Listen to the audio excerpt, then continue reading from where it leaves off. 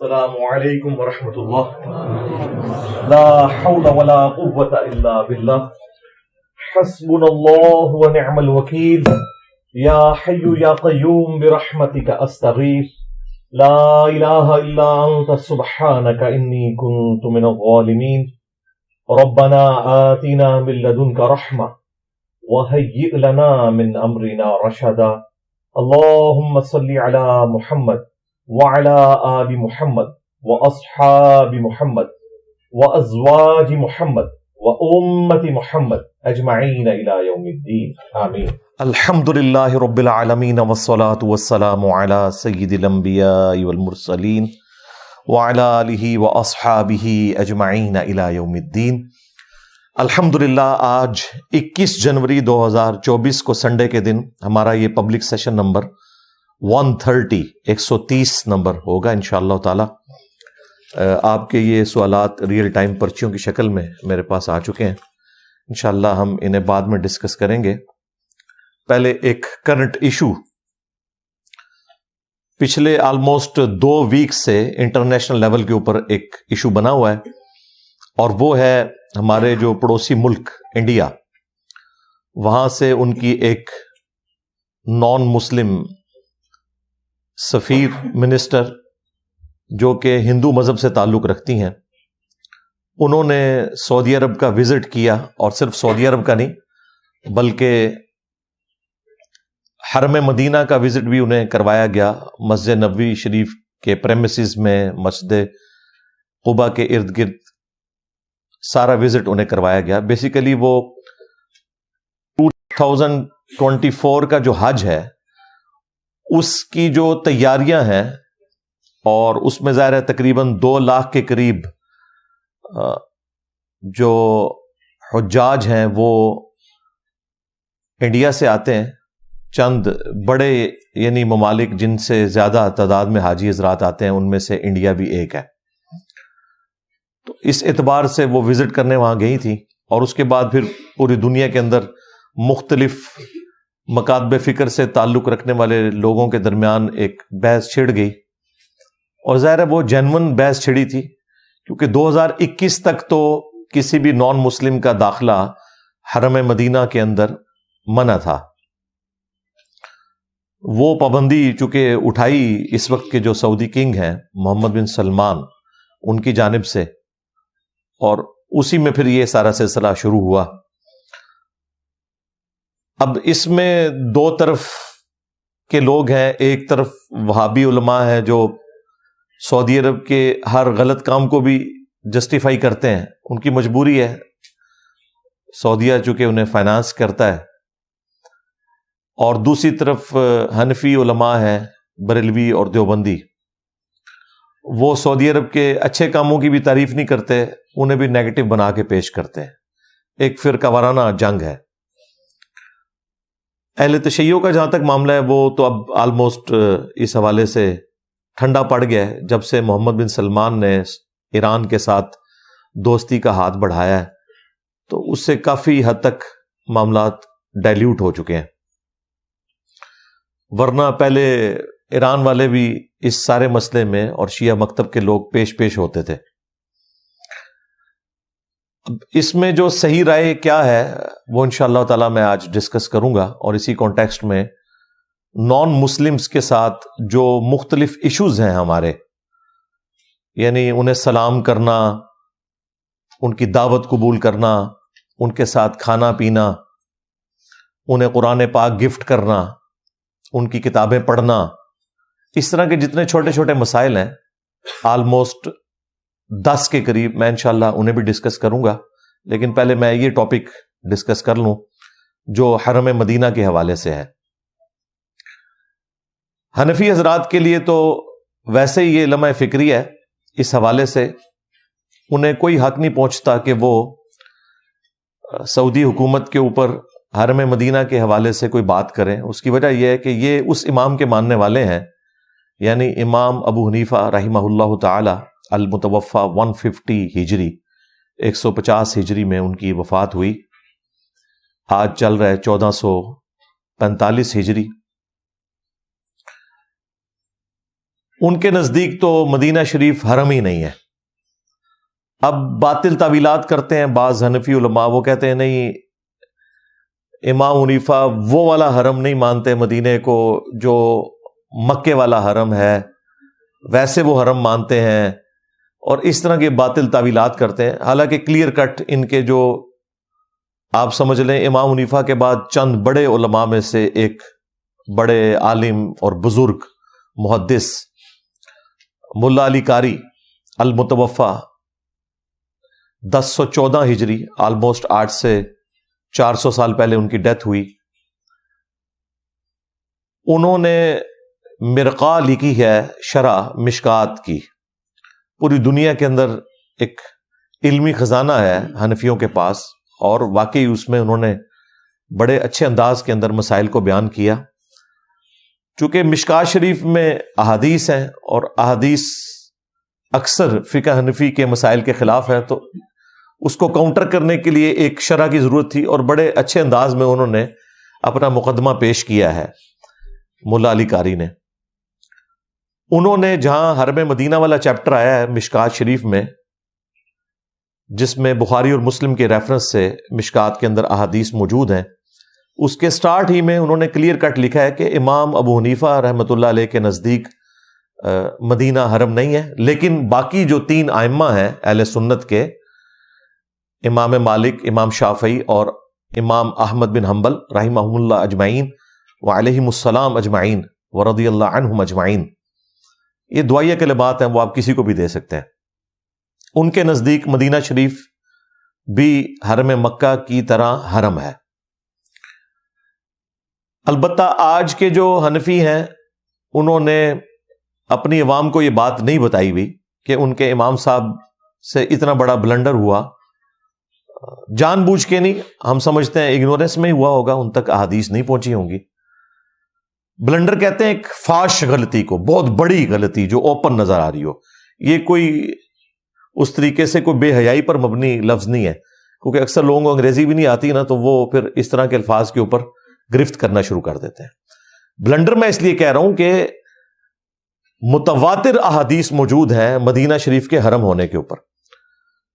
جو اہل سنت کی مین سٹریم کی بڑی 2 کتابیں ہیں صحیحین، یعنی صحیح بخاری اور صحیح مسلم، اس میں 50 سے زیادہ احادیث ہیں مدینہ شریف کے حرم ہونے کے اوپر. خود مولا علی علیہ السلام نے حدیث روایت کی ہے، سیدنا علی نے اپنی تلوار کی نیام میں سے ایک صحیفہ نکالا اور انہوں نے بتایا کہ یہ نبی علیہ السلام کی لکھوائی ہوئی وصیتیں ہیں. ان میں سے ایک وصیت یہ بھی تھی کہ مدینہ حرم ہے، جس نے مدینے میں بدعت کو جاری کیا اس پہ اللہ کی لعنت، اللہ کے فرشتوں کی لعنت، تمام لعنت کرنے والوں کی لعنت، اور قیامت کے دن اللہ تعالیٰ ایسے شخص کا نہ کوئی فرض قبول کرے گا اور نہ کوئی نفل قبول کرے گا جس نے مدینے میں کسی بدعت کو جاری کیا یا کسی بدعتی کو پناہ دی. اس کے علاوہ بھی بخاری اور مسلم میں حدیث موجود ہے، نبی صلی اللہ علیہ وآلہ وسلم نے اللہ کے حضور عرض کی، اے اللہ، تیرے خلیل ابراہیم علیہ السلام نے مکہ شریف کو حرم ڈکلیئر کیا تھا، اور میں ان 2 پتھریلے پہاڑوں کے درمیان جو جگہ ہے مدینہ شریف، اسے حرم ڈکلیئر کرتا ہوں. پھر بخاری مسلم میں نبی علیہ السلام کی دعائیں ہیں مدینہ شریف کے لیے، اے اللہ، مدینے کی محبت ہمارے دلوں میں مکے کی طرح کر دے، بلکہ اس سے بھی زیادہ کر دے. اے اللہ، جو برکتیں تو نے مکے میں دی ہیں اس سے دگنی، ڈبل مدینے میں عطا فرما. اے اللہ، مدینے کے مد میں برکت عطا فرما، مدینے کے سا میں برکت عطا فرما. بیسیکلی یہ میئرمنٹ کے انسٹرومنٹس تھے، جس طرح ہمارے یہ کلو گرامز اور لیٹرز استعمال ہوتے ہیں، اس طرح اس زمانے میں جو میئرمنٹ کے پیمانے تھے وہ کہلاتے تھے مد اور سا. یعنی مدینہ شریف کے مد اور سا میں اے اللہ برکت نازل فرما. تو اس طرح کی کافی ساری چیزیں مدینہ شریف کے حوالے سے، اس کے حرم ہونے کے حوالے سے، اس کی اہمیت کے حوالے سے موجود ہیں. اور پھر وہ حدیث جو بخاری اور مسلم دونوں میں موجود ہے نبی صلی اللہ علیہ وآلہ وسلم نے فرمایا کہ 3 مساجد کے سوا کسی اور جگہ کے لیے ایکسٹرا آرڈنری ثواب کی نیت سے سفر نہیں کرنا. یعنی مسجد کے پوائنٹ آف ویو سے بات ہو رہی ہے. ویسے تو آپ نیکی کے کاموں کے لیے سفر کر سکتے ہیں, علمی مجالس کے لیے سفر کر سکتے ہیں, یعنی مسجد کے پوائنٹ آف ویو سے 3 مساجد کے سوا کسی اور جگہ کے لیے اونٹوں کے کجاووں کو نہیں کسنا, سفر اختیار نہیں کرنا. نمبر 1 بیت اللہ شریف, نمبر 2 مسجد اقصی, مسجد ایلیا یروشلم میں ہے جو, اور نمبر 3 مسجد نبوی صلی اللہ علیہ وآلہ وسلم جو مدینہ شریف میں ہے.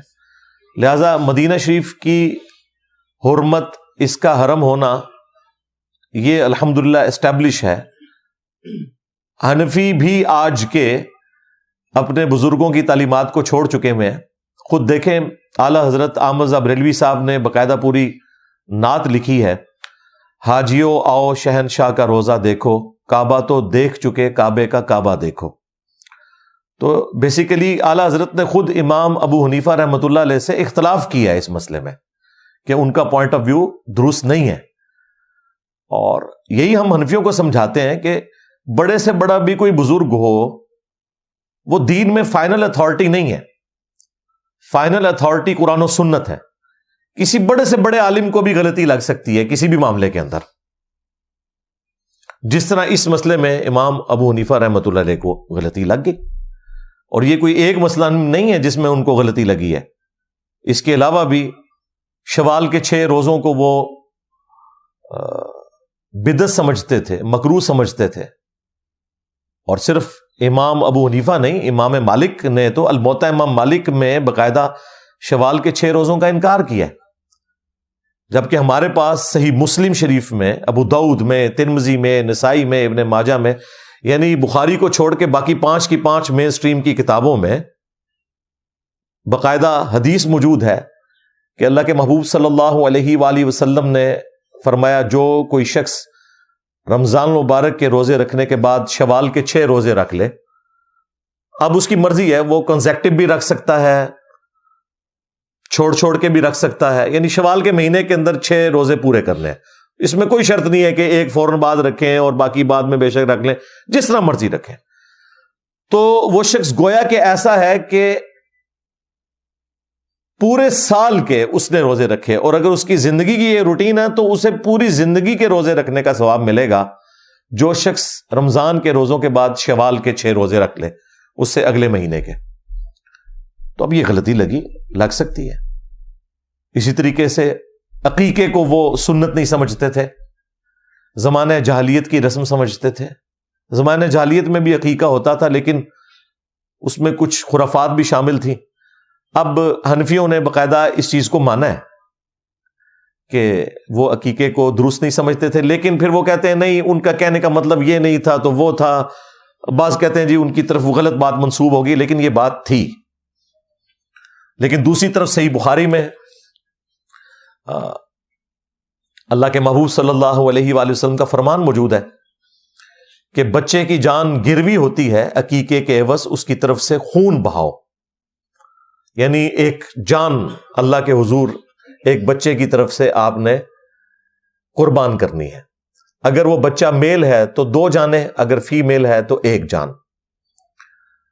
وہ جامع ترمذی میں حدیث موجود ہے کہ لڑکے کی طرف سے 2 بکرے کرو اور لڑکی کی طرف سے 1. یہ کوئی اس اعتبار سے کوئی جینڈر کے پوائنٹ آف ویو سے اس کو تقسیم نہیں کیا گیا, بلکہ میڈیکلی تو میں یہ کہہ سکتا ہوں کہ آج ہمیں اس کی حقیقت سمجھ آتی ہے کہ بچے کی جان زیادہ ونریبل ہوتی ہے ایز کمپیئر ٹو بچیوں کی جان کے. کیونکہ آپ کسی بھی ڈاکٹر سے پوچھیں کہ جو بیبی گرل ہے نا, اس کی جراثیم کو یعنی اس کے خلاف جو امیونٹی سسٹم ہے as compare to baby boy کے زیادہ ہوتا ہے. اور جو نیچرل ڈیتھس ہوتی ہیں, ایکسیڈنٹل ڈیتھس ہوتی ہیں, ان میں بھی جو بچے ہیں یا مردوں کے مرنے کے چانسز زیادہ ہوتے ہیں. ظاہر باہر نکلتے ہیں, پھر جنگوں میں بھی مرتے ہیں, اور بھی ایشوز ان کے ساتھ لگے ہوئے ہیں. تو اس اعتبار سے ان کا فدیہ 2 بکرے ہی ہونا چاہیے. اور جامع ترمذی میں یہ بھی موجود ہے کہ وہ بکرے بھی ہو سکتے ہیں، بکریاں بھی ہو سکتی ہیں، یعنی 2 جانیں دینی ہیں۔ اور ایک اور حدیث ہے جامع ترمذی کے اندر، اس میں نبی علیہ السلام نے فرمایا کہ بچے کی طرف سے اور بچی کی طرف سے 7ویں دن عقیقہ کرنا ہے، یعنی جس دن بچہ پیدا ہوا ہے نا، اگلے ویک وہی دن جب دوبارہ آئے گا نا، اس سے 1 دن پہلے آپ نے عقیقہ کرنا ہے۔ اگر جمعے کو بچہ پیدا ہوا ہے تو جمعرات کو عقیقہ ہوگا، کیونکہ جمعہ 8 دن ہوتا ہے نا، ہاں، تو جمعرات 7 دن ہوگا۔ اور اگر بچہ مغرب کے بعد پیدا ہوا ہے جمعے والے دن، تو وہ پھر جمعے کو نہیں پیدا ہوا، شرعی اعتبار سے وہ ہفتے کو پیدا ہوا ہے، کیونکہ مغرب کے بعد اگلا دن شروع ہو جاتا ہے۔ اسی لیے آپ قیام اللیل تراویح جو ہے رمضان کی وہ پہلے کرتے ہیں، اگلے دن روزہ رکھتے ہیں، کیونکہ مغرب کے بعد رمضان شروع ہو جاتا ہے۔ تو پھر اگر مغرب کے بعد جمعے والے دن بچہ پیدا ہوا ہے تو پھر چونکہ وہ ہفتے کو پیدا ہوا ہے، اس لیے پھر اس کا عقیقہ جمعے والے دن ہوگا۔ تو فرمایا 7ویں دن عقیقہ کرنا ہے اور اس کا نام بھی ڈکلیئر کرنا ہے، اور اس سے گندگی ریموو کرنی ہے، اس کے بال مونڈنے ہیں اور باقی یہ جو جسم وغیرہ دھونا، یہ سارے معاملات 7ویں دن کرنے ہیں۔ تو الحمدللہ یہ آج حنفی بھی کرتے ہیں، سارے کرتے ہیں۔ یہ میں نے ضمناً عرض کر دیا کیونکہ ان لوگوں نے اپنے بزرگوں کو، اماموں کو پیغمبروں کا درجہ دیا ہوا ہے، تو یہ بڑی سخت زیادتی ہے کہ ہم حرم مدینہ کو ڈسکس کریں اور حنفیوں کو چھوڑ دیں، ایسا تو نہیں ہوگا۔ ہاں، ہمیں جہاں جہاں موقع ملے گا آپ کا ذہن کھولنے کے لیے ہم کوئی نہ کوئی بات آپ کے سامنے رکھیں گے، تاکہ آپ کو پتہ چلے کہ کس لیول کی گمراہی پبلک کے اندر پھیل چکی ہے۔ تو یہ 2021 کے اندر آ کے محمد بن سلمان نے یہ پابندی ختم کی، اور اس میں کوئی ایسا معاملہ نہیں تھا کہ اسے اتنا بڑا ہنگامہ کھڑا کیا جاتا، لیکن چونکہ ایک اتنے عرصے سے خود سعودی حکومت نے پابندی لگائی ہوئی تھی، تو ہنگامہ کھڑا ہونا اس اعتبار سے تو جسٹیفائی تھا کہ بھئی آپ نے اپنی پابندی جو ہے وہ خود توڑ دی ہے۔ تو سعودی حکومت کوئی کام کرے تو اس کا یہ مطلب نہیں ہے کہ وہ قرآن و سنت کے مطابق ہی ہو رہا ہے، ورنہ ان سے پوچھ لیں، ان کے اوپر جو کلہاڑا چلایا ہے سعودی حکومت نے، اس وقت تو یہ بڑے ناراض ہوئے، اور وہ تھا جب 4 مسلح اٹھا لیے حرم مکہ سے۔ سلطنت عثمانیہ نے 400 سال تک، 1517 سے لے کے 1917 تک حرم کعبہ میں 4 مسلح ڈالے ہوئے تھے، حنفی، شافعی، مالکی، حنبلی، 4 امتیوں کے نام کے اوپر پوری امت کو ڈیوائیڈ کیا ہوا تھا۔ اس میں اماموں کا قصور نہیں ہے۔ آج اگر جیزس کرائسٹ کے ساتھ لوگوں نے غلط عقائد منسوب کیے ہیں تو عیسیٰ ابن مریم کا کوئی قصور نہیں ہے، لیکن ہم غلط عقیدوں کو تو غلط کہیں گے نا۔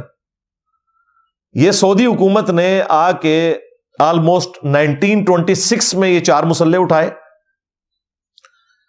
اور امام کعبہ کو مقام ابراہیم کے اوپر کھڑا کیا سنت کے مطابق، وَاتَّخِذُوا مِن مَقَامِ إِبْرَاهِيمَ مُصَلَّى، اور ابراہیم کے کھڑے ہونے کی جگہ کو نماز کا مقام بنا لو۔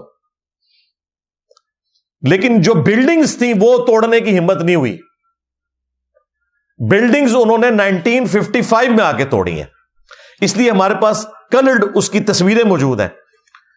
وہ 4 جو انہوں نے فرقہ وارانہ کام کیے تھے، پیرلل میں 4 نمازیں ہوتی تھی، یعنی فجر کی 4 نمازیں ہو رہی ہیں، ظہر کی 4 ہو رہی ہیں، چلیں اس میں تو ٹائم آگے پیچھے کر لیتے تھے، مغرب تو ساروں نے اکٹھی پڑھنی ہوتی تھی۔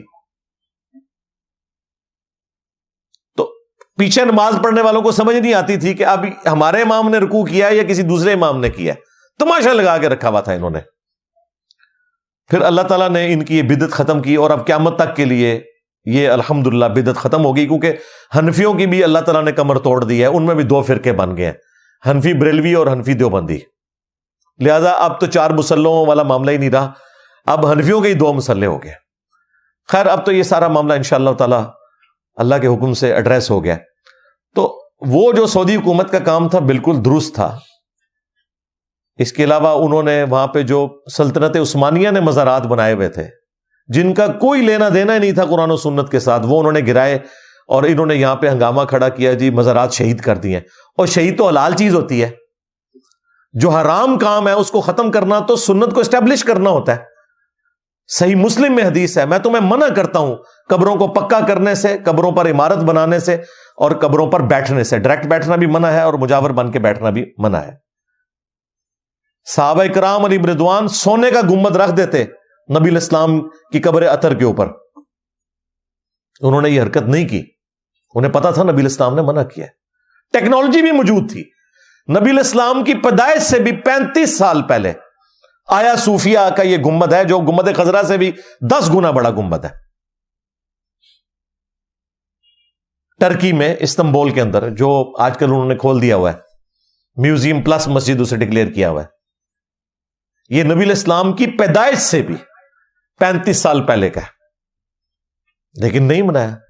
ڈوم آف دا راک یروشلم میں، یہ صحابہ کرام کے زمانے میں عبد الملک بن مروان جو اموی خلیفہ تھا اس نے بنایا تھا، چونکہ وہ ایک چٹان کے اوپر تھا۔ مسجد پہ آپ گنبد بنا سکتے ہیں، چٹان پہ بنا سکتے ہیں، قبر پہ نہیں بنا سکتے، اس لیے دیکھیں اس نے قبر پہ نہیں بنوایا، انہیں پتا تھا کہ نبی علیہ السلام کی نافرمانی ہے۔ یہ 650 سال کے بعد جو ایوبی ڈائنیسٹی تھی، اس کی جو سلطنت تھی مملوک، اس میں ایک بادشاہ تھا ملک المنصور قلاوون، اس نے نبی علیہ السلام کی وفات کے 650 سال کے بعد، آلموسٹ 678 ہجری میں، یعنی آج چل رہا ہے 1445 ہجری، تو آلموسٹ 800 سال پہلے یہ گنبد لا کے رکھا۔ اس وقت لوگوں نے بڑی مخالفت کی، لیکن وہ حکومتی لیول کے اوپر ایک بدماشی سے کام ہوا، ایون جس نے مشورہ دیا تھا وہ معزول ہو گیا، اور لوگوں نے کہا اسے سزا ملی ہے جو اس نے اس بدعت کا مشورہ دیا تھا۔ یہ باقاعدہ یعنی تاریخ مدینہ پہ جو سب سے اتھینٹک کتاب مانی جاتی ہے، اس میں ضعیف روایتیں بھی ہیں، اس میں وہ جعلی واقعہ بھی لکھا ہوا ہے نور الدین زنگی والا، لیکن یہ واقعہ اس میں لکھا ہوا ہے کہ یہ کس طریقے سے جو ہے وہ مدینہ شریف میں اس بدعت کو جاری کیا گیا، گنبد رکھنے کی۔ وفاء الوفا اس کتاب کا نام ہے، علامہ سمہودی کی 911 ہجری میں فوت ہوئے، آلموسٹ آج سے 500 سال پہلے انہوں نے یہ پوری تاریخ مدینہ جمع کی ہے۔ خیر یہ الگ سے ایک ٹاپک ہے۔ تو پھر اس کے بعد پھر ظاہر ہے ایک سلسلہ شروع ہو گیا، بقیہ غرقد میں انہوں نے باقاعدہ مزارات بنائے، اور اتنے بڑے بڑے گنبد، ان کی بھی تصاویر موجود ہیں۔ پھر سعودی حکومت نے سب کچھ ختم کیا، یعنی سنت کو اسٹیبلش کیا، مزارات شہید نہیں کیے، سنت کو اسٹیبلش کیا۔ تو اس پہ میری تفصیلی ویڈیوز ریکارڈ ہیں، آج میرا چونکہ ٹاپک نہیں ہے اس لیے میں اس کو اسی پہ چھوڑتا ہوں۔ اس کے ساتھ جس کو شوق ہے اس کی تفصیلات کا تو وہ میری باقی تفصیلی ویڈیوز دیکھیں۔ آج ہم اس ٹاپک کی طرف واپس آتے ہیں جو حرم مدینہ والا ٹاپک ہے۔ تو حرم مدینہ کوئی شک نہیں اس میں حرم ہے، اور اس کا جو پروٹوکول ہے وہ حرم والا ہے، لیکن جو ایک حرم مکہ کو جو استثناء حاصل ہے حرم مدینہ کے اوپر، وہ غیر مسلم کے داخلے والا ایشو ہے۔ اس کے حوالے سے یہ چیز کلیئر کر لیں کہ اگرچہ مدینہ شریف بھی حرم ہے، لیکن جو ایک خاص پروٹوکول حرم مکہ کو حاصل ہے، اس اعتبار سے کہ وہاں پہ نان مسلم کوئی انٹر نہیں ہو سکتا، یہ ایک استثناء ہے حرم مدینہ کا۔ وہاں پر اس چیز کی اجازت ہے کہ کوئی نان مسلم انٹر ہو سکتا ہے۔ یہی وجہ ہے کہ مسلمانوں نے نبی صلی اللہ علیہ وآلہ وسلم کی وفات کے بعد بھی اسی لیگیسی کو چلایا کہ انہوں نے اپنا جو کیپٹل سٹی ہے، دار الخلافہ ہے، وہ مدینہ شریف کو رکھا، مکہ شریف کو نہیں رکھا۔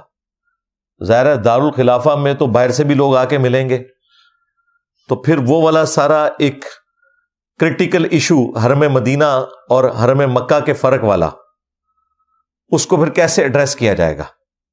تو مدینہ شریف میں یہ والا جو استثناء تھا،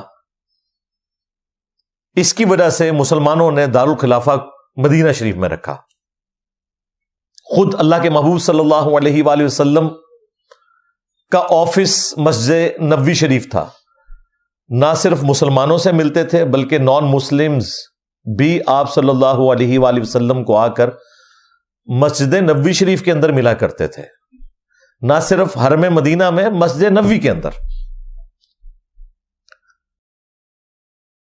اس میں ایک مشہور واقعہ جو صحیح بخاری اور صحیح مسلم کے اندر ملتا ہے، بنی حنیفہ قبیلے سے ایک شخص تھا، ثمامہ بن اسال. وہ ایک جنگجو تھا اور ایک سمجھ لیں اس زمانے کا ایک بڑا دہشت گرد تھا. صحابہ کرام نے اسے گرفتار کیا اور مدینہ شریف لے آئے. اللہ کے محبوب صلی اللہ علیہ وآلہ وسلم نے فرمایا کہ اسے مسجد نبوی کے اندر ایک پلر تھا، ستون، اس کے ساتھ باندھ دو. وہ آج بھی آپ کو ستونوں کے اوپر نام باقاعدہ لکھے ہوئے ملیں گے. ان میں سے ایک ستون یہ بھی تھا جس پہ ثمامہ کو باندھ دیا گیا اور 3 دن تک اسے باندھ کے رکھا گیا. ظاہر بیچ میں کھانے پینے کے لیے یا ٹوائلٹ جانے کے لیے اسے کھولا جاتا تھا.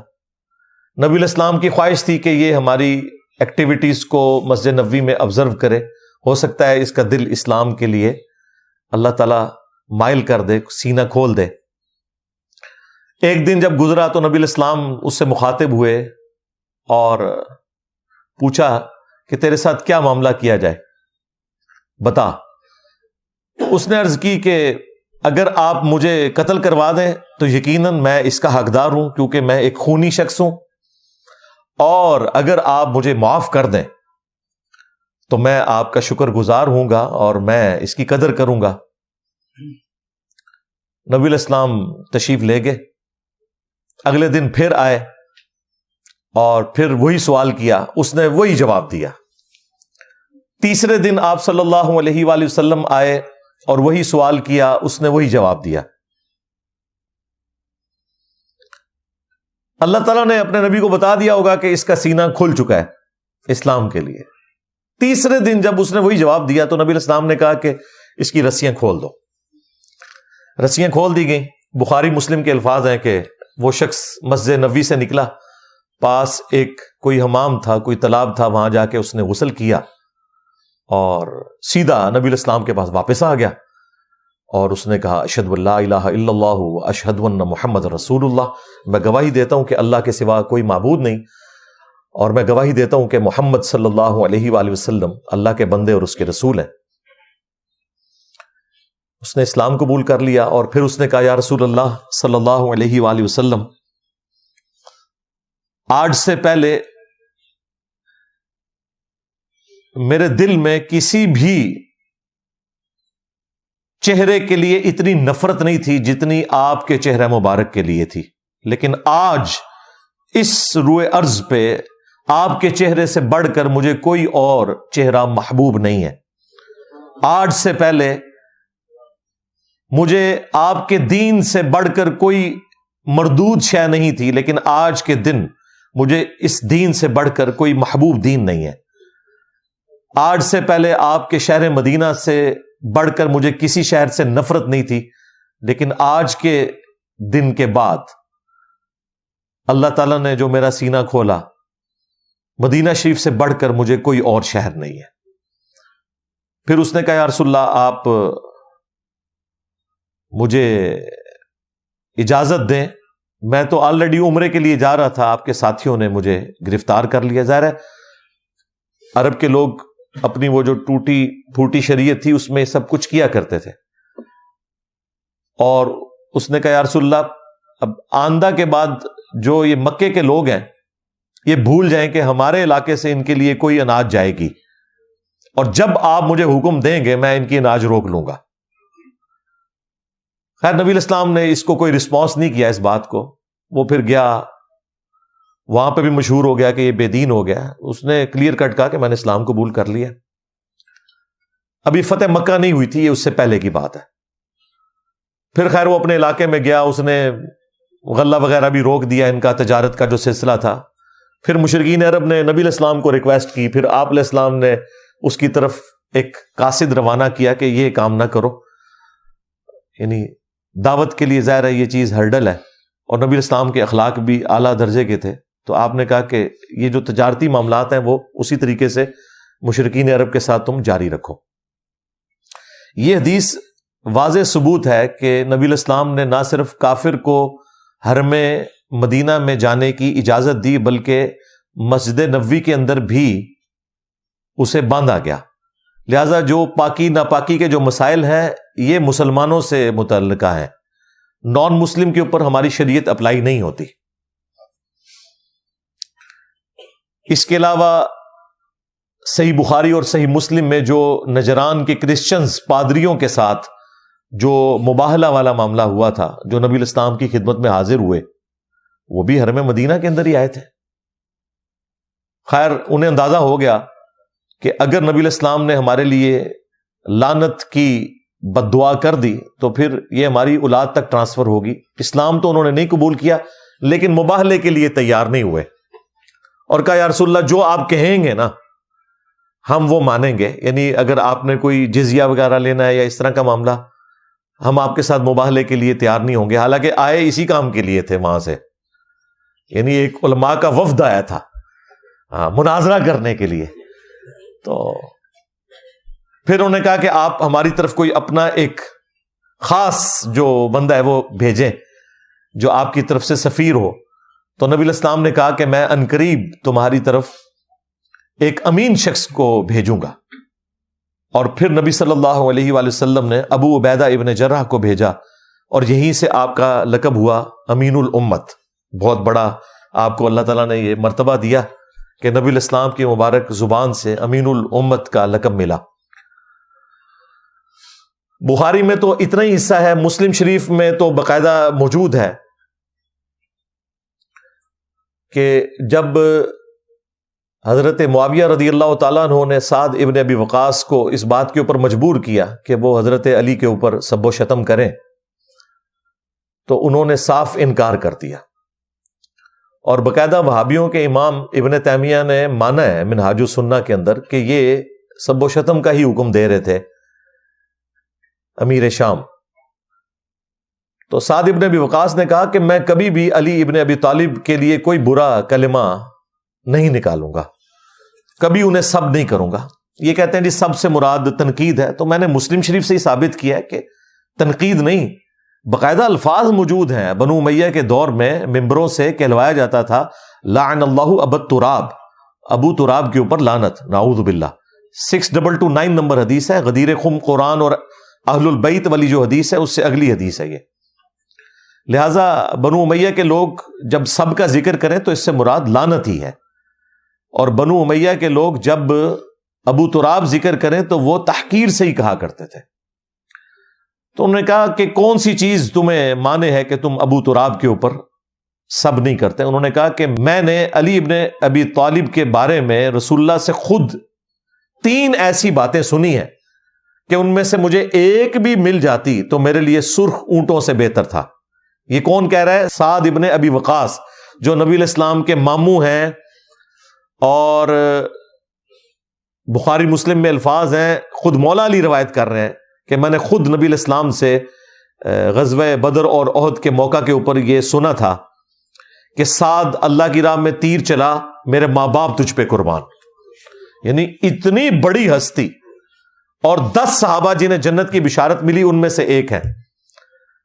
اور قادسیہ کے ونر، جنگ قادسیہ میں جب پرشین امپائر گرائی گئی تو مسلمانوں کی طرف سے جو سپہ سالار تھے، چیف تھے، حضرت عمر نے جن کو بنا کے بھیجا وہ سعد ابن ابی وقاص.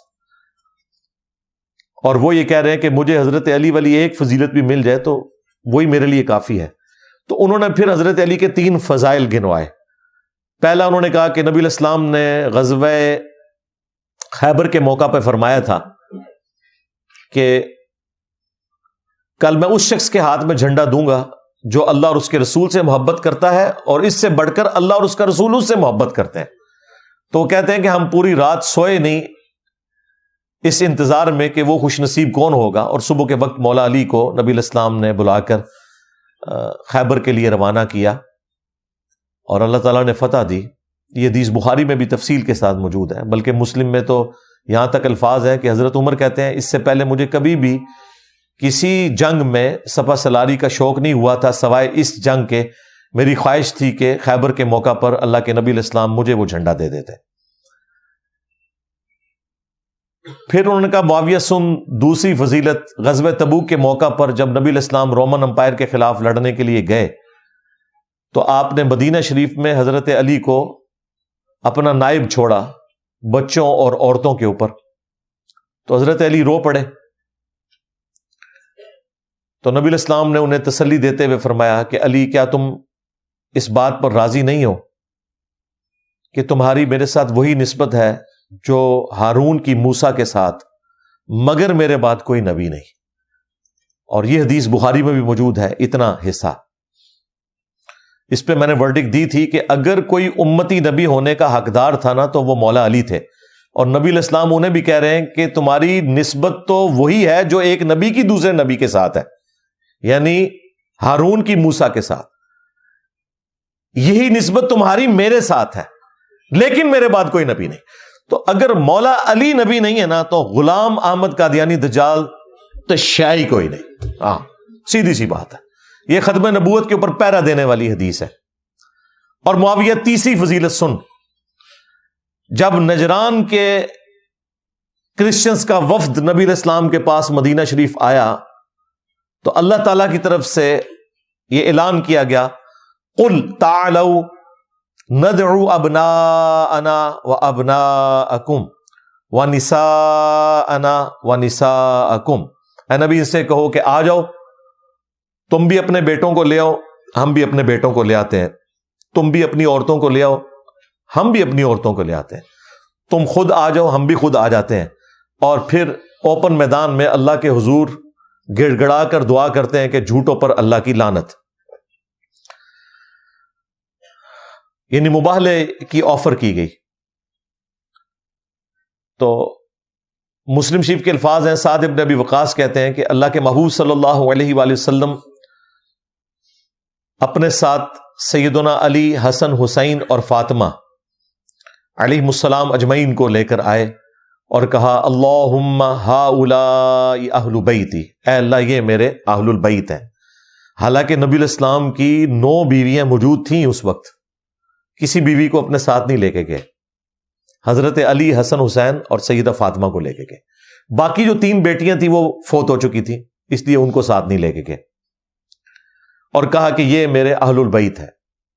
نبی علیہ السلام کی بیویاں بھی اہل البیت ہیں آنری طور پر، کیونکہ وہ نبی علیہ السلام کے عقد میں ہے. لیکن یہ جو اہل البیت ہیں یہ نبی علیہ السلام کے خون اور دودھ کے رشتے کے اعتبار سے اہل البیت ہیں. یہ اصل اہل البیت ہیں. لوگ کہتے ہیں اصل وہ ہیں، نہیں، اصل نہیں وہ. ہاں یہ ذہن میں رکھیے گا. مسلم شریف میں زید ابن ارکم کی جو غدیر خون کی حدیث ہے قرآن اور اہل البیت والی، اس میں زید ابن ارکم کے الفاظ ہیں کہ بیوی کس طرح اہل البیت ہو سکتی ہے. وہ صرف اس وقت تک اہل البیت ہے جب تک خامند کے عقد میں ہے. جب خامند طلاق دے دے تو وہ اپنے باپ کے گھر واپس چلی جاتی ہے. اگرچہ حضور نے کسی بیوی کو طلاق نہیں دی، لیکن زید ابن ارکم کہہ رہے تھے کہ بیویاں تو بعد میں اہل البیت میں شامل ہوئی ہیں نا، شادی سے پہلے تو کوئی بھی بیوی اہل البیت نہیں تھی. اور ہے اس وجہ سے کہ حضور نے اپنے ساتھ رکھا، اگر آپ چھوڑ دیتے تو اہل البیت نہ ہوتی. لیکن جو نبی علیہ السلام کے خون کے اور دودھ کے رشتے کے لوگ ہیں وہ آپ کے اہل البیت ہیں. پھر پوچھا کون سے، تو فرمایا آل علی، آل عقیل، آل جعفر، آل عباس.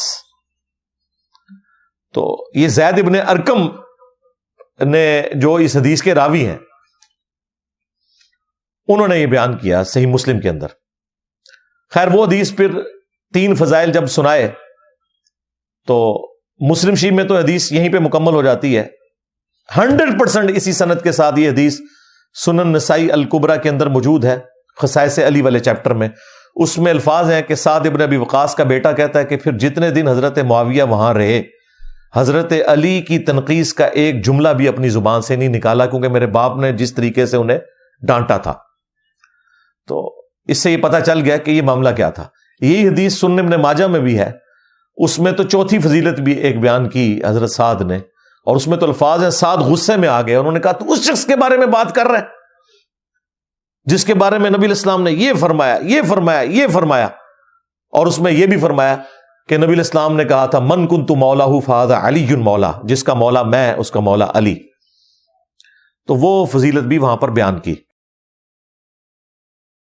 تو یہ جو مباہلے والا معاملہ ہے یہ بھی مدینہ شریف میں ہوا، اور اس میں نجران کے کرسچنز آئے، نبی الاسلام نے باقاعدہ انہیں دعوت دی ہوئی تھی، لہذا حرم مدینہ کا جو پروٹوکول ہے نان مسلمز کے حوالے سے وہ ڈیفرنٹ ہے حرم مکہ کے پروٹوکول سے۔ یہ میں نے ساری باتیں اس لیے کی تاکہ آپ کو اوورال ایک ڈاکٹرن کلیئر ہو جائے، باقی تو صرف اپنا موقف ہی بیان کرتے ہیں، ہم تو ہر بات کو قرآن و سنت سے دلیل کے ساتھ بیان کریں گے تاکہ آپ کو اندازہ ہو کہ کون سی بات کتنی موجود ہے۔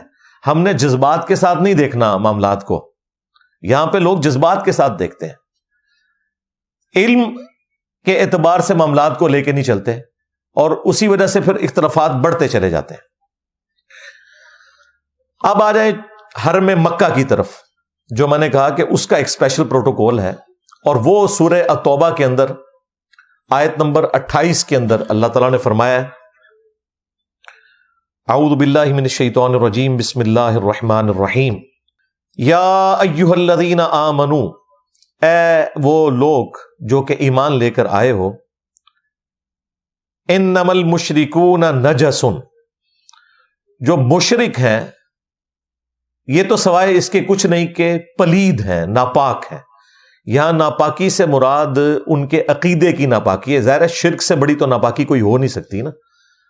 ایون اپنی کتابیں جو ہیں ہندوؤں کی، اس میں بھی لکھا ہوا ہے کہ اللہ تعالیٰ کے ساتھ شرک نہیں کیا جا سکتا، یہ سب سے بڑا گناہ ہے، اس کے اوپر سب کا اتفاق ہے۔ ڈاکٹر ذاکر نائک نے باقاعدہ ایک ویڈیو ریکارڈ کروائی ہے، سملیرٹیز بٹوین ہندوازم اینڈ اسلام، اس میں انہوں نے ہندوؤں کی کتابوں سے باقاعدہ یہ ساری کی ساری جو ان کی ورسز ہیں وہ کوٹ کی ہیں۔ فلا یقرب المسجد الحرام، تو وہ ہرگز جو مسجد حرام ہے اس کے قریب بھی نہ جائیں، بعد عامہم ھذا، اس سال کے بعد، یہ آخری سال تھا جو حرم مکہ میں آ گئے مشرکین عرب حج کرنے کے لیے، یہ حج کے موقع کے اوپر آیات نازل ہوئی تھی جس میں واضح حکم آیا کہ اس سال کے بعد اب وہ نہیں آ سکتے حرم مکہ کے اندر۔ وَإِنْ خِفْتُمْ، اور اگر تمہیں اس حوالے سے کوئی خوف ہے نا کہ کوئی تمہارا کوئی معیشت کا نقصان ہو جائے گا، کوئی تجارت کا نقصان ہو جائے گا، اس کی ٹینشن تم نے نہیں لینی۔ فَسَوْفَ يُغْنِيكُمُ اللَّهُ مِنْ فَضْلِهِ، ان قریب اللہ تعالیٰ اپنے فضل سے تمہیں غنی کر دے گا۔ ان شاء، جو اللہ تعالیٰ چاہے گا۔ ان اللہ علیم حکیم، بے شک اللہ تعالیٰ علم والا ہے، حکمت والا ہے۔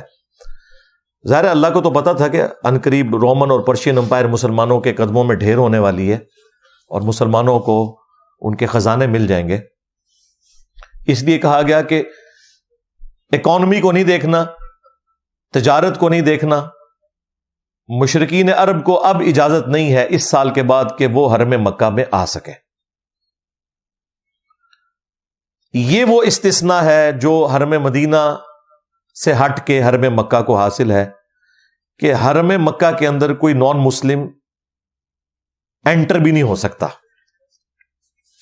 یہ آیات نازل ہوئیں فتح مکہ سے 1 سال کے بعد، 8 ہجری میں فتح مکہ ہوا، اور 9 ہجری میں نبی علیہ السلام خود حج کے لیے تشریف نہیں لے گئے، بلکہ آپ نے سیدنا ابو بکر صدیق رضی اللہ تعالیٰ عنہ علیہ السلام کو اپنی طرف سے امیر حج بنا کر بھیجا کہ آپ جا کے وہاں حج کروائیں۔ اور یہ 9 ہجری کا حج ایسا تھا جو مسلمانوں نے اور مشرکین عرب نے اکٹھا کیا تھا، کیونکہ ان میں بھی حج جاری تھا، یہ اکٹھا حج ہو رہا تھا، اور پیچھے سے آیات نازل ہوئی مدینہ شریف میں، تو نبی صلی اللہ علیہ وآلہ وسلم نے سیدنا علی کو اور بعض اور صحابہ تھے، ان میں حضرت ابو ہریرہ بھی شامل تھے، باقی اصحاب کو حضرت علی کی سرکردگی میں مکہ شریف بھیجا، اور کہا کہ آپ نے میری طرف سے منا کے میدان میں جہاں قربانی ہوتی ہے وہاں پر جا کے اناؤنسمنٹ کرنی ہے، یہ قرآن پاک کی سورہ التوبہ کی آیات پڑھنی ہے۔ تو حضرت علی رضی اللہ تعالیٰ عنہ وہاں پہنچے، جا کے حضرت ابو بکر سے کہا کہ مجھے نبی علیہ السلام نے اس پیغام کے ساتھ بھیجا ہے۔ انہوں نے پہلا سوال یہی کیا کہ آپ کو امیر بنا کے بھیجا ہے یا اس اناؤنسمنٹ کے لیے بھیجا ہے؟ انہوں نے کہا امیر آپ ہی ہیں، کیونکہ یہ ایک جو سیاسی نظام ہے اس میں پہلی چیز ہی یہی ہے کہ بھائی اگر لیڈرشپ اب ٹرانسفر ہونے لگی ہے تو پہلے مجھے وہ بتایا جائے کہ آپ کی ذمہ داری ہے، ٹھیک ہے آپ اس کو سنبھالیں۔ انہوں نے کہا نہیں، امیر حج آپ ہی ہیں، البتہ اناؤنسمنٹ میں خود کروں گا۔ وہ آپ نے نہیں کرنی، کیونکہ عرب کے لوگوں میں یہ رواج تھا کہ جو قبیلے کا سردار تھا یا وہ خود اناؤنسمنٹ کرتا تھا یا اس کا کوئی قریبی رشتہ دار کرتا تھا تو وہ اناؤنسمنٹ اس شخص کی طرف سے شمار ہوتی تھی۔ تو حضرت علی سے زیادہ تو قریبی نبی الاسلام کا کوئی نہیں تھا، اس لیے نبی الاسلام نے کہا کہ یہ آیات تم نے خود میری طرف سے تلاوت کرنی ہے وہاں جا کے، تاکہ لوگوں کو انشور ہو جائے کہ حضرت علی آئے ہیں، نبی الاسلام کے داماد بھی ہیں اور آپ کے چچا زاد بھی ہیں، دنیا اور آخرت میں آپ کے بھائی بھی ہیں۔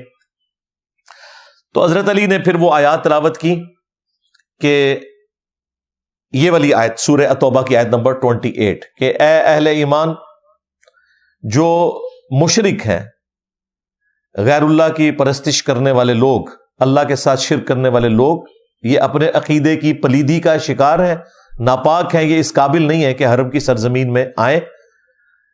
اور پھر ساتھ انہوں نے نبی الاسلام کی طرف سے پیغام ایڈ کیا کہ نہ تو اب سے کوئی کافر حج اور عمرے کے لیے یہاں آئے گا اور نہ ہی کوئی کپڑے اتار کر طواف کعبہ کرے گا، کیونکہ مشرکین عرب کپڑے اتار کر طواف کعبہ کرتے تھے، اس رسم کو بھی ختم کیا گیا۔ یہ دو اناؤنسمنٹ کی گئی، یہ حدیث بخاری میں بھی ہے، مسلم میں بھی ہے۔ لہذا اس سے یہ کلیئر ہو گیا کہ حرم مکہ کے اندر کوئی کافر انٹر نہیں ہو سکتا، حج اور عمرے کے لیے بھی انٹر نہیں ہو سکتا۔ یہ ایک اسپیشل آپ سمجھ لیں مسلمانوں کا کنٹونمنٹ ایریا ہے۔ یعنی اگر میں کہوں کہ مجھے پینٹاگون کا وزٹ کروایا جائے، مجھے تو خیر ویسے ہی نہیں کروائیں گے، میں تو ایک ایسے ادارے سے تعلق رکھتا ہوں کہ میرا تو جانا وہاں پہ مشکل ہے۔ تو ظاہر ہے امریکہ والے کبھی بھی الاؤ نہیں کریں گے، وہ کہیں گے کہ اس طریقے سے تو ہم ہر بندے کو تو وہاں وزٹ نہیں کروا سکتے، اور اگر کسی کو وزٹ کروانا ہوگا کوئی اسپیشل اس کے لیے کوئی اجازت نامہ ہوگا، جس طرح حرم مکہ کے لیے اجازت نامہ ہے لا الہ الا اللہ محمد رسول اللہ صلی اللہ علیہ وآلہ وسلم، یہ اجازت نامہ ہے کہ نان مسلم وہاں انٹر نہیں ہو سکتا۔ اس کو کوئی اس اعتبار سے نہ کہے کہ کوئی اسلام نے اس اعتبار سے کوئی سختی کر دی ہے کہ وہ ایک وزٹ کرنے والی جگہ تھی تو باقی لوگوں کو آنے کی اجازت کیوں نہیں دی۔ اللہ تعالیٰ نے حرم مکہ کو اپنے لیے خاص کر لیا، ویسے تو پوری سرزمین حرم کو ہی کی ہے، وہاں پہ کوئی مندر تعمیر نہیں ہو سکتا، یہ کلیئر کٹ ہے۔ حرم کی سرزمین کو اللہ تعالیٰ نے خاص کر لیا ہے مسلمانوں کے لیے، اسلام کے لیے، لیکن جو اس میں پھر زیادہ سختی ہے وہ حرم مکہ کے اعتبار سے ہے کہ وہاں تو کوئی نان مسلم انٹر بھی نہیں ہوگا۔ یہ واضح آیت مبارکہ موجود ہے اور اس کانٹیکسٹ میں بخاری اور مسلم کی حدیث بھی۔ اب اسی سورہ التوبہ کے اندر یہ بھی آیا سٹارٹ میں، جو اکثر نان مسلمز کی طرف سے ایک اعتراض بھی کیا جاتا ہے۔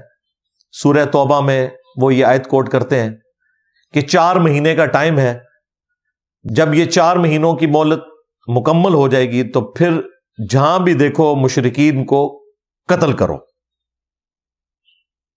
اور دھاگ لگا کر بیٹھو، کسی کو نہیں چھوڑنا۔ اب یہ آؤٹ آف کانٹیکسٹ وہ آیت نکالتے ہیں، وہ کہتے ہیں جی قرآن میں لکھا ہوا ہے کہ کوئی بھی کافر نظر آئے نا آپ نے اس کو قتل کر دینا ہے۔ حالانکہ یہ سورہ توبہ کی جو آیات ہیں یہ اسپیسیفکلی مشرکین عرب کے لیے، یہ اللہ کی طرف سے ایک عذاب کا کوڑا تھا ان کے لیے، عذاب استیصال، جو اللہ کی سنت ہے۔ یہ ہمیشہ سے اللہ کی سنت ہے کہ جب کبھی بھی پیغمبروں کا انکار ہوتا ہے تو at the end of the day اللہ تعالیٰ اہل ایمان کو بچا لیتا ہے اور پیغمبر کے مخالفین کو تباہ و برباد کر دیتا ہے۔ موسیٰ علیہ السلام کے مقابلے کے اوپر فرعونی ڈبوئے گئے سمندر میں، نوح علیہ السلام کے مقابلے کے اوپر ان کے جو باغی لوگ تھے وہ طوفان کے اندر غرق کر دیے گئے، قوم شعیب کو بھی تباہ و برباد کر دیا گیا، قوم صالح کو، قوم سمود کو جو حضرت صالح علیہ السلام کی قوم تھی، اسی طریقے سے ہود علیہ السلام کی قوم کو۔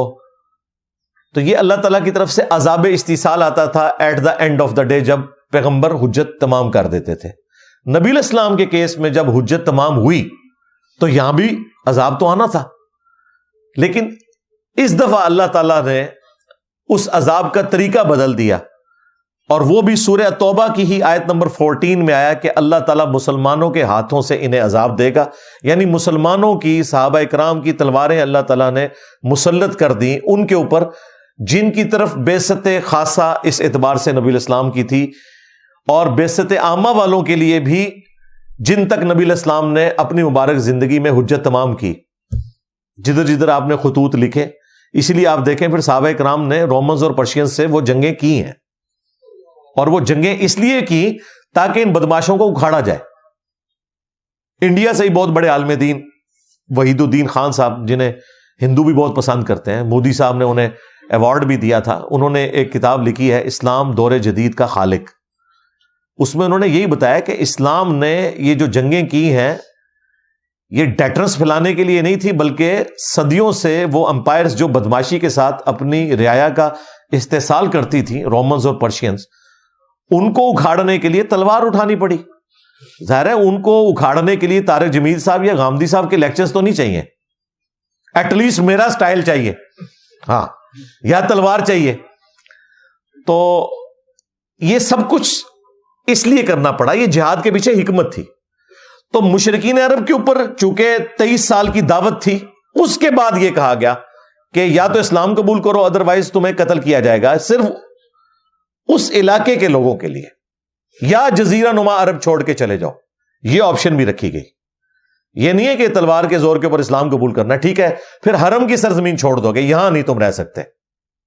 یہ بھی بہت بڑی آفر تھی، لیکن اللہ کا شکر ہے کہ میجورٹی نے اسلام قبول کر لیا ہے. اس کی ایگزیکیوشن کی باری آئی ہی نہیں ہے، لوگوں نے اسلام قبول کر لیا.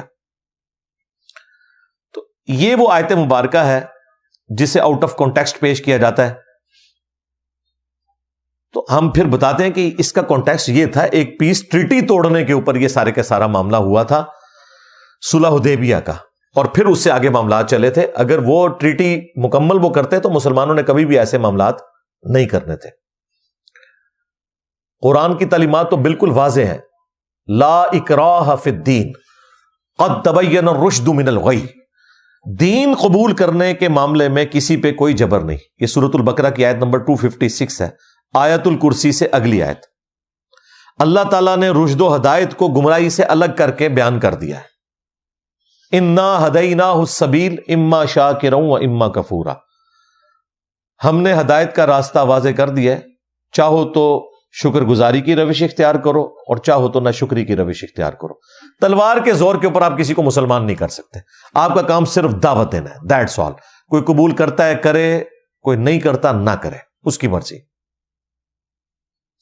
پھر یہ ہے کہ مسلم ریاست کے اندر نان مسلم رہ سکتے ہیں،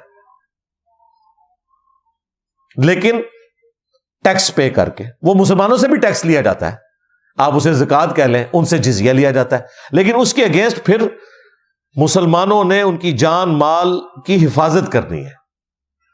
اور وہاں پہ اتنا سخت معاملہ ہے، صحیح بخاری میں حدیث ہے کہ جو کوئی نان مسلم کسی مسلم کنٹری میں ٹیکس دے کر رہ رہا تھا اور اسے کسی نے قتل کر دیا، خواہ وہ قتل کرنے والا مسلمان تھا،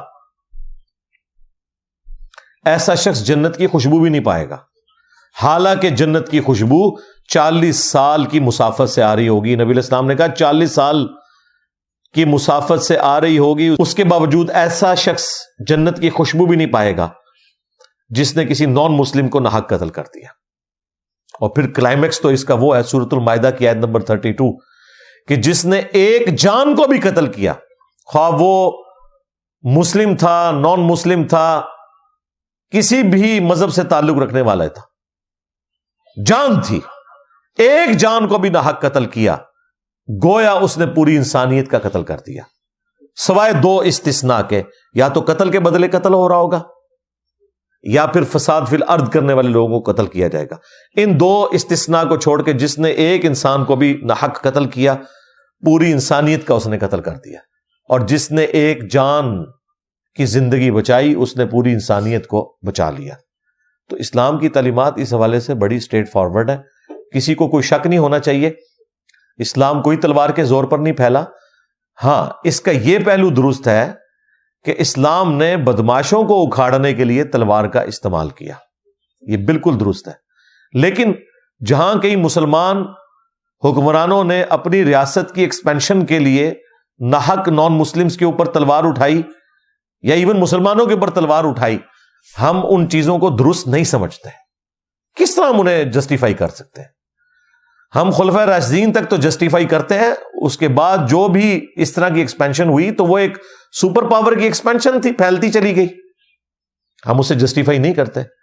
میں خود مغلیہ خاندان سے تعلق رکھتا ہوں، لیکن اگر آپ مجھ سے پوچھیں تو جو کچھ مغلوں نے یہاں کیا ہے مسلمانوں کے ساتھ اور جو نان مسلمز کے ساتھ، ہم اسے کیسے جسٹیفائی کر سکتے ہیں؟ بالکل جسٹیفائی نہیں کریں گے.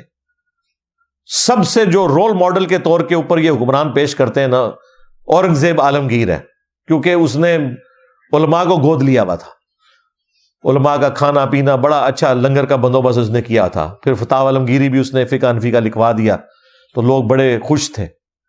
اس کی حالت یہ تھی کہ یہ لوگ ہمیں بتاتے ہیں، اب ہمارا تو وہ دادا لگتا ہے، لیکن قرآن و سنت پہلے ہے، دادا تو بعد میں ہے، دادا تو شاہی کوئی نہیں قرآن و سنت کے مقابلے پہ. تو کہتے نہیں وہ ٹوپیاں بنا کے گزارا کرتا تھا، کبھی نماز نہیں چھوڑی. تو میں نے اس میں ایڈ کیا تھا، نہ نماز چھڈی، نہ پرا چھڈیا، نہ پیو چھڈیا، سارے بھائی اس نے قتل کروائے. باپ کو بھی 9 سال قید میں رکھا، شاہ جہان کو.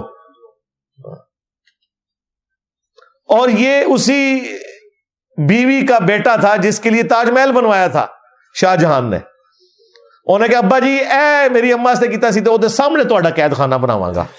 بالکل 9 سال ہے، بیبے دی زیارت کر دے رہو میری.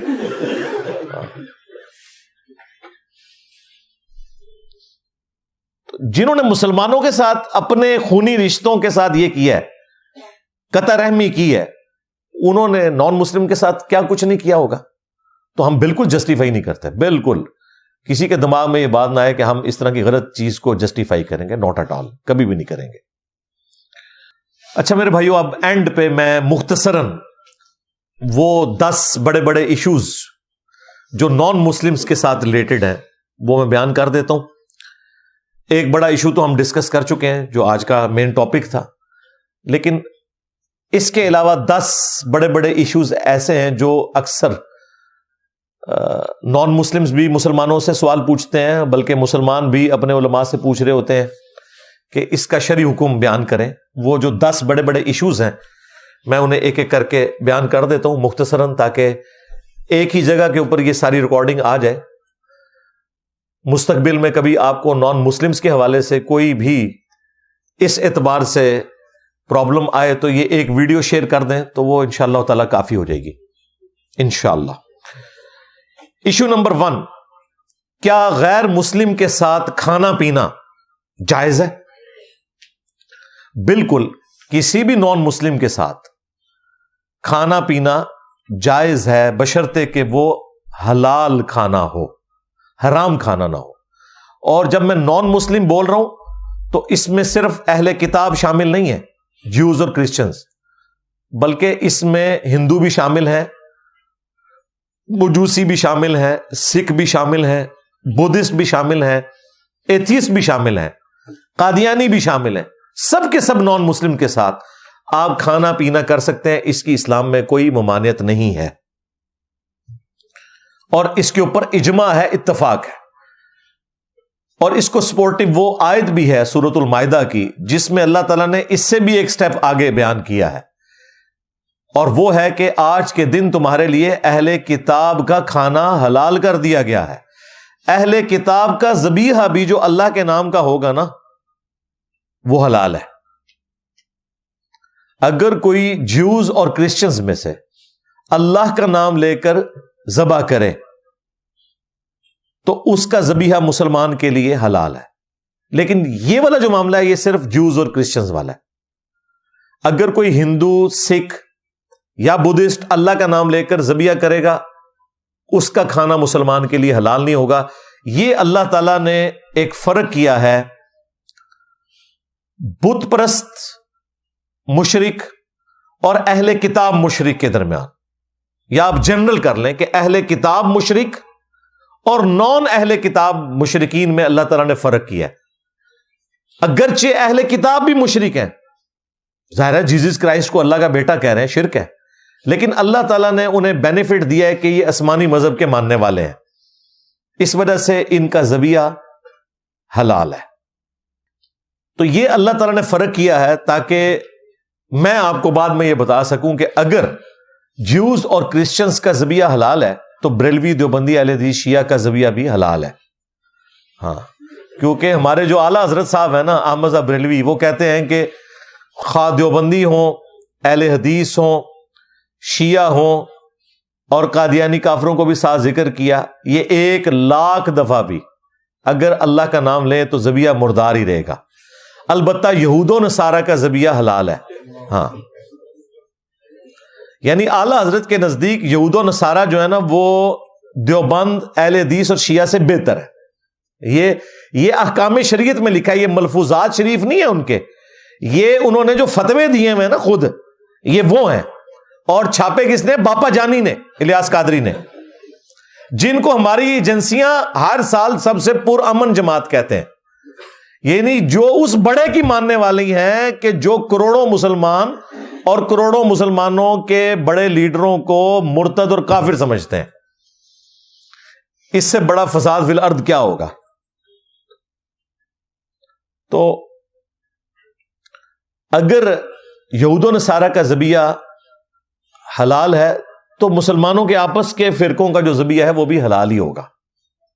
اور یہاں پہ وہابیوں کے لیے بھی ہے، کیونکہ وہابیوں کے نزدیک جو دیوبندی اور بریلوی ہے وہ کہتے ہیں یہ تقلید کر رہے ہیں اور شرک بھی کر رہے ہیں، تو ان کا ذبیحہ حلال نہیں ہے. تو ان کے لیے بھی عرض ہے کہ بھائی جو جیوز اور کرسچنز تھے وہ بھی شرک کر رہے تھے، لیکن اللہ تعالیٰ نے ان کے ذبیحے کو حلال قرار دیا ہے، انہیں آسمانی مذہب کا پیروکار ہونے کی وجہ سے. اگرچہ وہ رسول اللہ کو پیغمبر نہیں مانتے، بلکہ نعوذ باللہ وہ تو نبی الاسلام کو دجال سمجھتے ہیں کہ جھوٹا دعوی نبوت کیا ہے انہوں نے. اچھا، جو ہمارے نبی کو دجال سمجھ رہا ہے اس کا ذبیحہ حلال ہے، اور جو ہمارے نبی پر ایمان لائے ہوئے ہے اس کا ذبیحہ حرام کیسے ہو گیا؟ یہ مجھے ایکویشن آج تک نہیں سمجھ آئی. خواہ بریلوی وہابیوں کے بارے میں کہیں یا وہابی جو ہے وہ بریلوی دیوبندیوں کے یا شیعہ کے بارے میں کہیں، یہ آپ خود ہی اندازہ لگا لیں کہ اس کی کوئی اصل موجود نہیں ہے. ایشو نمبر 2 وہ ہے لین دین کا معاملہ. کیا آپ نان مسلمز کے ساتھ لین دین کر سکتے ہیں؟ تو بالکل کر سکتے ہیں. نان مسلم خواہ وہ جیوز ہوں، کرسچنز ہوں، ہندو ہوں، قادیانی ہوں، کوئی بھی ہوں، ان کے ساتھ آپ لین دین کر سکتے ہیں. نبی الاسلام نے لین دین کا معاملہ کیا ہے. بخاری اور مسلم دونوں میں حدیث موجود ہے. نبی الاسلام کی جب وفات ہوئی تو آپ کی زرہ گروی رکھی ہوئی تھی ایک یہودی کے پاس اناج کے عوض. یعنی نبی الاسلام نے اپنی مبارک زرہ گروی رکھ کے اس سے اناج لی ہوئی تھی، اور وہ آپ علیہ السلام کی وفات کے بعد وہ قرض اتارا گیا. تو نبی الاسلام یہودیوں کے ساتھ لین دین کا معاملہ بھی کیا کرتے تھے، حتیٰ کہ بخاری میں موجود ہے نبی الاسلام نے تو ایک یہودیہ کی دعوت بھی قبول کر لی تھی کھانے کی، جس میں اس نے آپ کو بکری کے گوشت میں زہر ملا کے دے دیا تھا. اور ابو داؤد میں بڑی تفصیل کے ساتھ آتا ہے کہ کچھ اصحاب شہید ہو گئے تھے اس زہر کے وجہ سے. نبی الاسلام نے جب اپنی زبان پہ رکھا تو اس بوٹی میں سے آواز آئی، لیکن اس وقت تک زبان پہ آپ رکھ چکے تھے، آپ کو بھی اس کی تکلیف پہنچی اور مسلسل 4 سال آپ اس تکلیف میں رہے. اور بخاری میں آتا ہے کہ آپ کی ڈیتھ بھی پھر اسی میں ہوئی. اللہ تعالیٰ نے آپ کو آنری طور پہ ایک شہادت کی موت دے دی. تو یہ تکلیف آپ نے کاٹی، لیکن آپ نے دعوت قبول کی تھی. نبی الاسلام کو جو نان مسلم بادشاہ گفٹ بھیجا کرتے تھے وہ بھی آپ قبول کیا کرتے تھے. لہذا دعوت قبول کرنا، کھانا پینا کرنا، لین دین کرنا، یہ بالکل جائز ہے. میں بالکل اس حق میں نہیں ہوں کہ کسی نے اپنی دکان کے اوپر لکھ کے لگایا ہو کہ فلاں کے ساتھ لین دین منع ہے. کسی زمانے میں ہمارے جو جماعت اسلامی کے لوگ تھے، ان کے زیر اثر جو ان کی اسٹوڈنٹ ونگ تھی اسلامی جمعیت طلباء، انہوں نے کچھ سٹیکرز بنوائے، اور کچھ اور بھی بریلویوں کی تنظیم تھی انجمن طلباء اسلام ATI کے نام سے، اس طریقے سے دیوبندیوں کی تنظیمیں بھی تھیں، انہوں نے باقاعدہ سٹیکرز بنائے ہوئے تھے کہ جب تو کسی قادیانی سے لین دین کرتا ہے یا کسی قادیانی کو ملتا ہے تو گنبد خضرا میں رسول اللہ کا دل دکھتا ہے. یہ باقاعدہ سٹیکرز دکانوں پہ لکھے ہوتے تھے. پھر یہاں پہ قادیانیوں کے سوا ہر ایک کے ساتھ لین دین کرنا درست ہے، اور وہ اس طرح کے معاملات کیا کرتے تھے. وہ تو پھر ہم نے بعد میں بتایا کہ اسٹیکر میں نیچے لکھو کہ جب تو چشتی رسول اللہ پارٹی اور تھانوی رسول اللہ پارٹی سے ملتا ہے تب بھی رسول اللہ کا دل دکھتا ہے. ہاں، اور اب تو متفق علیہ ہو چکا ہے چشتی رسول اللہ، کیونکہ میں نے پوری ویڈیو ریکارڈ کرائی ہے کہ اشعری تھانوی نے بھی چشتی رسول اللہ کا دفاع کیا ہوا ہے اپنی کتاب کے اندر. لہٰذا یہ بریلوی اور دیوبندیوں کا مشترکہ عقیدہ ہو گیا اب چشتی رسول اللہ. تو یہ اسٹیکر میں یہ بھی ایڈ کریں. ہمارے نزدیک تو ایسا کوئی معاملہ نہیں ہے، لین دین آپ کر سکتے ہیں. کوئی بریلوی اگر دودھ بیچ رہا ہے دیوبندی بھی جا کے دودھ خرید سکتا ہے وہاں سے، کوئی مسئلہ نہیں ہے. ہمارے جو اپنی اکیڈمی کے سموسے آتے ہیں وہ ایک کٹر ٹھیٹھ حنفی دیوبندی کی دکان سے آتے ہیں. لیکن ظاہر ہے سموسوں کا تو کوئی فرقہ نہیں ہوتا، کاروبار کا کوئی فرقہ نہیں ہوتا، اس لیے یہ سارے معاملات چلتے ہیں. تو لین دین آپ کر سکتے ہیں. اور ظاہر میں یہی مثالیں دوں گا نا، جب یہ فرقے ایک دوسرے کو کافر سمجھتے ہیں. وہ ایک مفتی نے کہا انجینئر صاحب آپ مسلمانوں کو چھوڑیں کافروں کے پیچھے پڑھیں. میں نے کہا کافروں کے پیچھے ہی پڑھا ہوں. اعلیٰ حضرت ہمیں پہلے ہی بتا گئے ہیں کہ دیوبندی جو ہیں کافر ہیں، واجب القتل ہیں، مرتد ہیں. حسام الارمین میں اور احکام شریعت میں تو انہوں نے لکھا کہ دیوبندی ہوں اور وہابی ہوں، شیعہ ہوں، سب کو وہ کافر کہے گئے ہیں. تو آپ کے بڑوں کی نظر میں دوسرے بڑے سارے کافر، ان کے ماننے والے کافر. اور دیوبندیوں کا جو وہ مفتی جو یہ بنا ہوا تھا فرنٹ مین، اس کے لیے میں کہوں گا کہ بھی تیرے بڑوں نے بھی احمد بریلوی کو شیطانی لشکر ڈکلیئر کیا المہند علی المفند کے اندر، اور ان کی پوری جماعت کو، اور کہا کہ علماء دیوبند رضی اللہ عنہم پر حملہ آور ہوئے ہیں. 14ویں صدی کے مولویوں کو رضی اللہ عنہم، جس طرح کے شیاطین حملہ آور ہوتے تھے انبیاء پہ. اپنے بابوں کو اس نے انبیاء کی جگہ پہ رکھا. ٹھیک ہے، یہ سمجھانے کے لیے ریزیمبلنس ہو سکتی ہے، ہم اسے کوئی گستاخی نہیں سمجھتے. لیکن اس میں مسئلہ یہ ہے کہ انبیاء کے خلاف جو شیاطین کھڑے ہوتے تھے نا وہ کافر ہوتے تھے. تو اس کا مطلب یہ ہے کہ تم پھر بریلویوں کو کافر ہی سمجھتے ہو. اور اہل حدیث کو لکھا خوارج کی ایک جماعت ہے المہند میں، آج چندے اور ریال انہی سے جا کے لیتے ہیں. تو ہم الحمدللہ کافروں کے خلاف ہی کام کر رہے ہیں جو مسلمانوں میں گھسے ہوئے کافر ہیں. اور یہ ہمیں آپ نے بتایا. ہمارے نزدیک تو سارے مسلمان ہیں اللہ کے فضل سے. تو یہ سب کے ساتھ لین دین ہو سکتا ہے. ایشو نمبر 3 وہ ہے نکاح کا معاملہ، شادی کرنے کا معاملہ. تو وہ بھی سورۃ المائدہ میں اللہ تعالیٰ نے ایکسیپشن دے دی ایک، کہ جو اہل کتاب کی عورتیں ہیں نا وہ مسلمان مردوں کے لیے حلال ہے. مسلمانوں کی کوئی عورت اہل کتاب مرد کے ساتھ شادی نہیں کر سکتی، لیکن اہل کتاب کوئی عورت یعنی جیوز اور کرسچنز میں سے وہ کسی مسلمان مرد کے ساتھ شادی کر سکتی ہے. اور یہاں شادی سے مراد وہ نہیں ہے جو آپ لوگ دوسرے ملکوں میں جانے کے لیے کاغذی شادی کرتے ہو، وہ بالکل حرام ہے. شادی اسلام میں خاندانی سسٹم کو چلانے کے لیے ہوتی ہے، یہ ذہن میں رکھیے گا، یہ کاغذی کارروائیوں کے لیے نہیں ہوتی. البتہ ادر دین جو یہود و نصارہ ہیں، نہ تو ان کی عورتیں مسلمانوں کے لیے حلال ہیں، نہ مسلمان عورتیں ان کے مردوں کے لیے حلال ہیں. یہ صرف حکم عورتوں کا ہے، اور وہ بھی اہل کتاب کی عورتیں مسلمان مردوں کے لیے جائز ہیں. لہٰذا کسی ہندو عورت کا مسلمان مرد کے ساتھ یا مسلمان عورت کا ہندو مرد کے ساتھ شادی والا نکاح والا معاملہ نہیں ہو سکتا. یہ بالکل کلیئر کٹ سمجھ لیں. اس میں ایک تفرد ہے ابن عمر کا جو بعض اہل حدیث بھی پیش کرتے ہیں، اس کی وجہ سے وہ کہتے ہیں کہ بریلوی اور اہل حدیث کی شادی نہیں ہوتی ہے. تو ہم اسے پوچھتے ہیں کہ بھائی جب یہود و نصارہ کی لڑکیوں کے ساتھ مسلمان شادی کر سکتے ہیں تو ایک بریلوی لڑکی کے ساتھ ایک وہابی لڑکے کی شادی کیوں نہیں ہو سکتی؟ تو وہ کہتے ہیں اس لیے کہ وہ مشرک ہے. ہم کہتے ہیں وہ یہود و نصارہ بھی مشرک ہے. تو وہ کہتے ہیں یہود و نصارہ کے ساتھ بھی نہیں ہو سکتی. پھر وہ آگے چلے جاتے ہیں. لیکن یہ چند ایک جذباتی لوگ ہیں، میں اس کو کوئی اس فرقے کی ریپرزنٹیشن نہیں سمجھتا. انہیں اپنے فاسد عقیدے کی حفاظت کے لیے جھوٹ بولنا پڑتا ہے، اور پھر سہارا لیتے ہیں صحیح بخاری سے عبداللہ ابن عمر کا. کیونکہ عبداللہ ابن عمر جو تھے وہ جو سورۃ البقرہ کی آیت نمبر 221 ہے نا، جس میں اللہ تعالیٰ نے فرمایا کہ کوئی مسلمان کسی مشرکہ عورت کے ساتھ شادی نہ کرے یہاں تک کہ وہ ایمان لے آئے. اس سے بہتر ہے کہ وہ کسی غلام عورت کے ساتھ شادی کر لے ہو جو مومنہ، اور پھر اسی طریقے سے مومنہ عورت کے لیے بھی کہا گیا کہ وہ کسی مشرک مرد کے ساتھ شادی نہیں کر سکتی. اس آیت کے کانٹیکسٹ میں امام بخاری لے کر آئے کہ ابن عمر یہ کہتے تھے کہ میرے نزدیک تو اس سے بڑا کوئی شرک ہی نہیں ہے کہ کوئی شخص عیسیٰ ابن مریم کو اللہ کا بیٹا کہے یا کہے کہ وہ اللہ ہی ہے، خواہ وہ کیتھولک ہو یا پروٹیسٹنٹ. آج کل، اس زمانے میں جیکوبائٹس تھے، آج کل پروٹیسٹنٹ ہیں. عبداللہ ابن عمر یہود و نصارہ کو بھی مشرکین کی کیٹیگری میں فال کرواتے تھے، لیکن امت نے ان کا یہ فتویٰ قبول نہیں کیا کیونکہ یہ فتویٰ قرآن کے بھی خلاف ہے. سورہ بقرہ کے بعد سورۃ المائدہ نازل ہوئی ہے اور اس میں اللہ تعالیٰ نے اہل کتاب کی عورتوں کے ساتھ شادی کی اجازت دے دی ہے.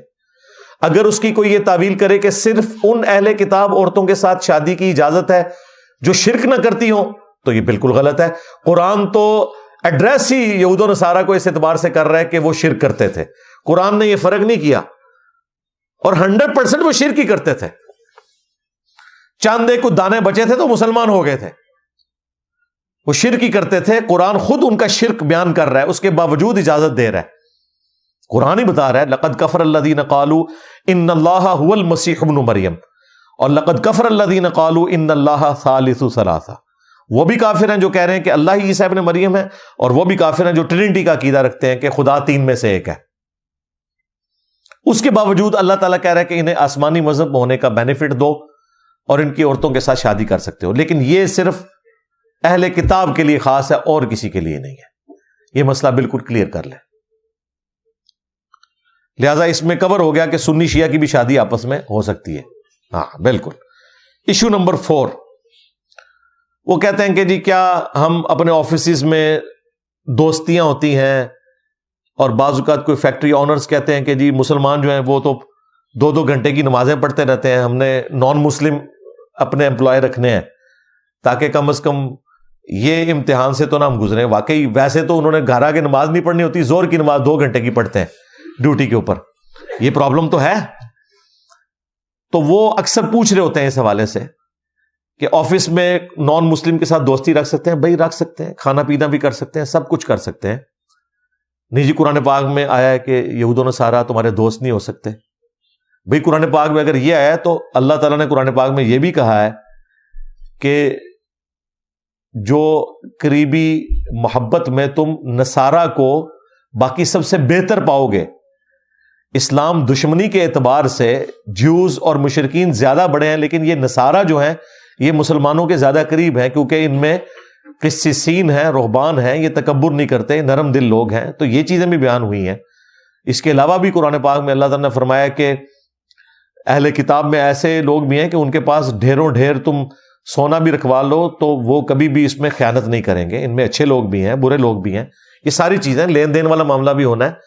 ہاں جو چیز مذمت کی گئی وہ ہے یہود و نصارہ کو اپنا دوست نہ بناؤ اپنی دلی دوستی میں جس میں آپ کوئی حکومتی راز ان کے ساتھ شیئر کرتے ہیں. یہ دوستی منع ہے. ورنہ اگر مطلقاً دوستی منع ہو تو مجھے بتائیں بیوی سے زیادہ انسان کا کون دوست ہوتا ہے؟ کیا بیوی کے ساتھ دشمنی کا رشتہ ہوتا ہے؟ قرآن تو کہہ رہا ہے کہ ہم نے میاں بیوی میں محبت ڈال دی ہے.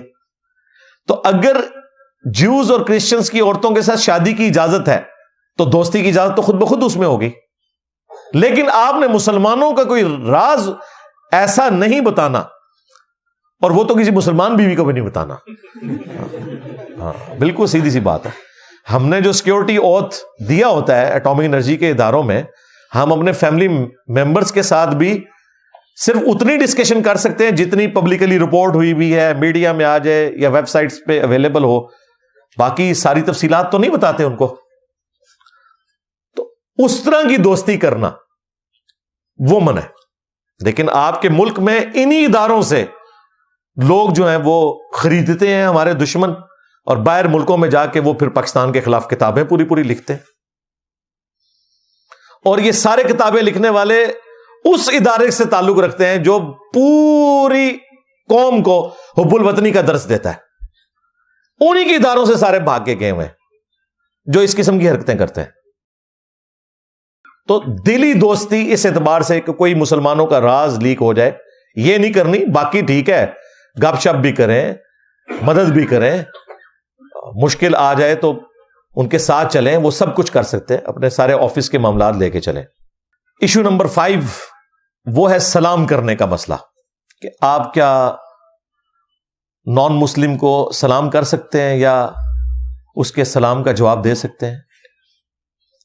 اس کے حوالے سے عموماً ایک حدیث پیش کی جاتی ہے صحیح مسلم سے کہ نبی علیہ السلام نے فرمایا کہ کبھی بھی جیوز اور کرسچنز کو سلام کرنے میں پہل نہ کرو، اور اگر راستے میں ملیں تو انہیں کنارے پر چلنے پر مجبور کر دو، مین راستے پہ تم چلو۔ اس حدیث کے الفاظ ہی بتا رہے ہیں کہ یہ اسپیسیفکلی کسی ایک خاص ایشو سے ریلیٹڈ ہے، جب مسلمانوں کی ایک ان کے ساتھ جنگ والا معاملہ اور ایک کولڈ وار بھی چل رہی تھی، اس حوالے سے یہ جنرل حکم نہیں ہے۔ دوسرا، اس حدیث سے تو ثابت ہو گیا کہ آپ نان مسلم کو سلام کا جواب دے سکتے ہیں، کیونکہ اس میں تو الفاظ ہیں کہ پہل نہ کرو، اس کا مطلب ہے کہ وہ پہل کرے تو تم جواب دے سکتے ہو، امپلائڈ ہے اس میں۔ اب ہمارا مقدمہ یہ کہ نان مسلم کو آپ سلام کر سکتے ہیں، ان کے سلام کا جواب بھی دے سکتے ہیں اور سلام میں پہل بھی کر سکتے ہیں۔ کیسے؟ دیکھیں، بخاری اور مسلم دونوں میں حدیث موجود ہے کہ یہودی جب مسلمانوں کو سلام کیا کرتے تھے نا، تو وہ کہا کرتے تھے السلام علیکم، یعنی سلام کی لام چھوڑ دیتے تھے اور یہ الفاظ کو بگاڑتے تھے، اور یہ ان کی عادت تھی۔ حتتن کو انہوں نے حنتتن کہنا شروع کر دیا، سمعنا و اطعنا کو سمعنا و عصینا کہنا شروع کر دیا۔ یہاں پہ بھی یہ السلام علیکم کہتے تھے، اور السلام علیکم کا مطلب ہے تم پر موت ہو۔ تو نبی علیہ السلام نے فرمایا کہ جب یہودی تمہیں کہیں نا السلام علیکم، تو تم انہیں کہا کرو وعلیکا یا وعلیکم، اور تم پر بھی ہو، یعنی جو تم نے مجھ پر بھیجا ہے وہی تم پر واپس چلی جائے۔ یہ نہیں ہو سکتا کہ وہ السلام علیکم کہہ رہے ہیں اور تم وعلیکم السلام کہو۔ اس وجہ سے وعلیکم السلام کہنے سے نبی علیہ السلام نے منع کیا تھا۔ وعلیکم میں بھی جواب ہو جاتا ہے، کیونکہ آپ نے فرمایا جب وہ تم پر موت بھیج رہے ہوں گے، جب تم وعلیکم کہو گے وہ اس پہ لوٹ جائے گا۔ اور اس کا ثبوت بخاری اور مسلم میں وہ حدیث ہے، کچھ یہودی نبی علیہ السلام کو ملنے کے لیے آئے، اما عائشہ بھی پردے میں تھی، انہوں نے آتے ہی رسول اللہ کو کہا السلام علیکم۔ اب نبی علیہ السلام کا آپ صبر دیکھیں، اخلاق دیکھیں، آپ نے فرمایا وعلیکم، لیکن حضرت عائشہ پردے میں سن رہی تھی کہ یہ نبی علیہ السلام کے اوپر موت بھیج رہے ہیں، ان کو تو غصہ آ گیا، انہوں نے کہا کہ تم پر موت ہو، تم پہ اللہ کی لعنت ہو۔ خیر جب وہ چلے گئے تو نبی علیہ السلام نے پھر آ کے سیدہ عائشہ سے کہا کہ نرمی اختیار کرو، اللہ تعالیٰ کو نرمی پسند ہے۔ ان کا یا رسول اللہ وہ تو آپ پہ موت بھیج رہے تھے، تو آپ نے فرمایا دیکھا نہیں تم نے میں نے کیسا جواب دیا ان کو؟ میں نے کہا وعلیکم، میں نے ان پہ کوئی سلامتی تو نہیں بھیجی اس کے جواب میں۔ انہوں نے السلام علیکم کہا، میں نے کہا وعلیکم۔ آگے الفاظ ذرا سنیں نبی علیہ السلام کے، آپ نے فرمایا انہوں نے جو مجھے بددعا دی نا موت کی، ان کی بددعا تو میرے حق میں قبول نہیں ہوگی، لیکن جو میں نے وعلیکم کہا میری بددعا ان کے حق میں قبول ہو جائے گی۔ حالانکہ آپ نے وعلیکم السلام نہیں کہا، صرف وعلیکم کہا۔ یہ اس بات کا ثبوت ہے کہ السلام کا جواب وعلیکم سے بھی ہو جاتا ہے۔ آپ مسلمان کو بھی کہہ دینا، ہم انگریزی میں بھی کہتے ہیں سیم ٹو یو، جو تم نے مجھے کہا وہی تمہارے لیے۔ کوئی عید مبارک کا لمبا سا میسج مجھے بھیج دے، ویسے تو میں موبائل دیکھتا ہی نہیں ہوں، کہیں مجھے مجبوراً جواب دینا پڑ جائے، اتنی لمبی تو مجھ سے انگریزی نہیں لکھی جاتی، میں لکھتا ہوں سیم ٹو یو، بس وعلیکم، یعنی جو جو دعائیں تم نے مجھے دی، یہ جائز ہے، نبی علیہ السلام نے بھی کہا۔ لہٰذا اگر آپ کسی عام مسلمان کو بھی السلام علیکم کے جواب میں وعلیکم کہتے ہیں نا، تو یہ پرفیکٹ جواب ہے، کیونکہ اس نے کیا کہا؟ تم پر سلام ہو، ہم نے کہا آپ پر بھی ہو، سلام لفظ بولنے کی ضرورت نہیں ہے، کانٹیکسٹ یہی ہے کہ تم نے سلام بھیجا، تم پہ سلام ہو۔ ویسے تو یہ لادہ بات ہے کہ یہاں پہ بریلوی دیوبندی اہل حدیث آپس میں ایک دوسرے کے سلام کے قائل نہیں ہیں۔ ہم جب دعوت اسلامی میں تھے تو ہم تو وہابیوں کے سلام کا جواب نہیں دیتے تھے، ہم تو وعلیکم بھی نہیں کہتے تھے۔ میں ہمیشہ وہابیوں کو سلام میں پہل کیا کرتا تھا اس زمانے میں، اور کیا کہتا تھا؟ السلام علینا، علینا آہستہ آواز میں، یعنی مجھ پہ ہی سلام ہو. السلام ہم اونچا بول، تو اس کو یہی سمجھ آتی تھی السلام علیکم کا ہے. یعنی یہ ہماری تربیت تھی. ظاہر ہے ہم اعلیٰ حضرت کے ماننے والے تھے.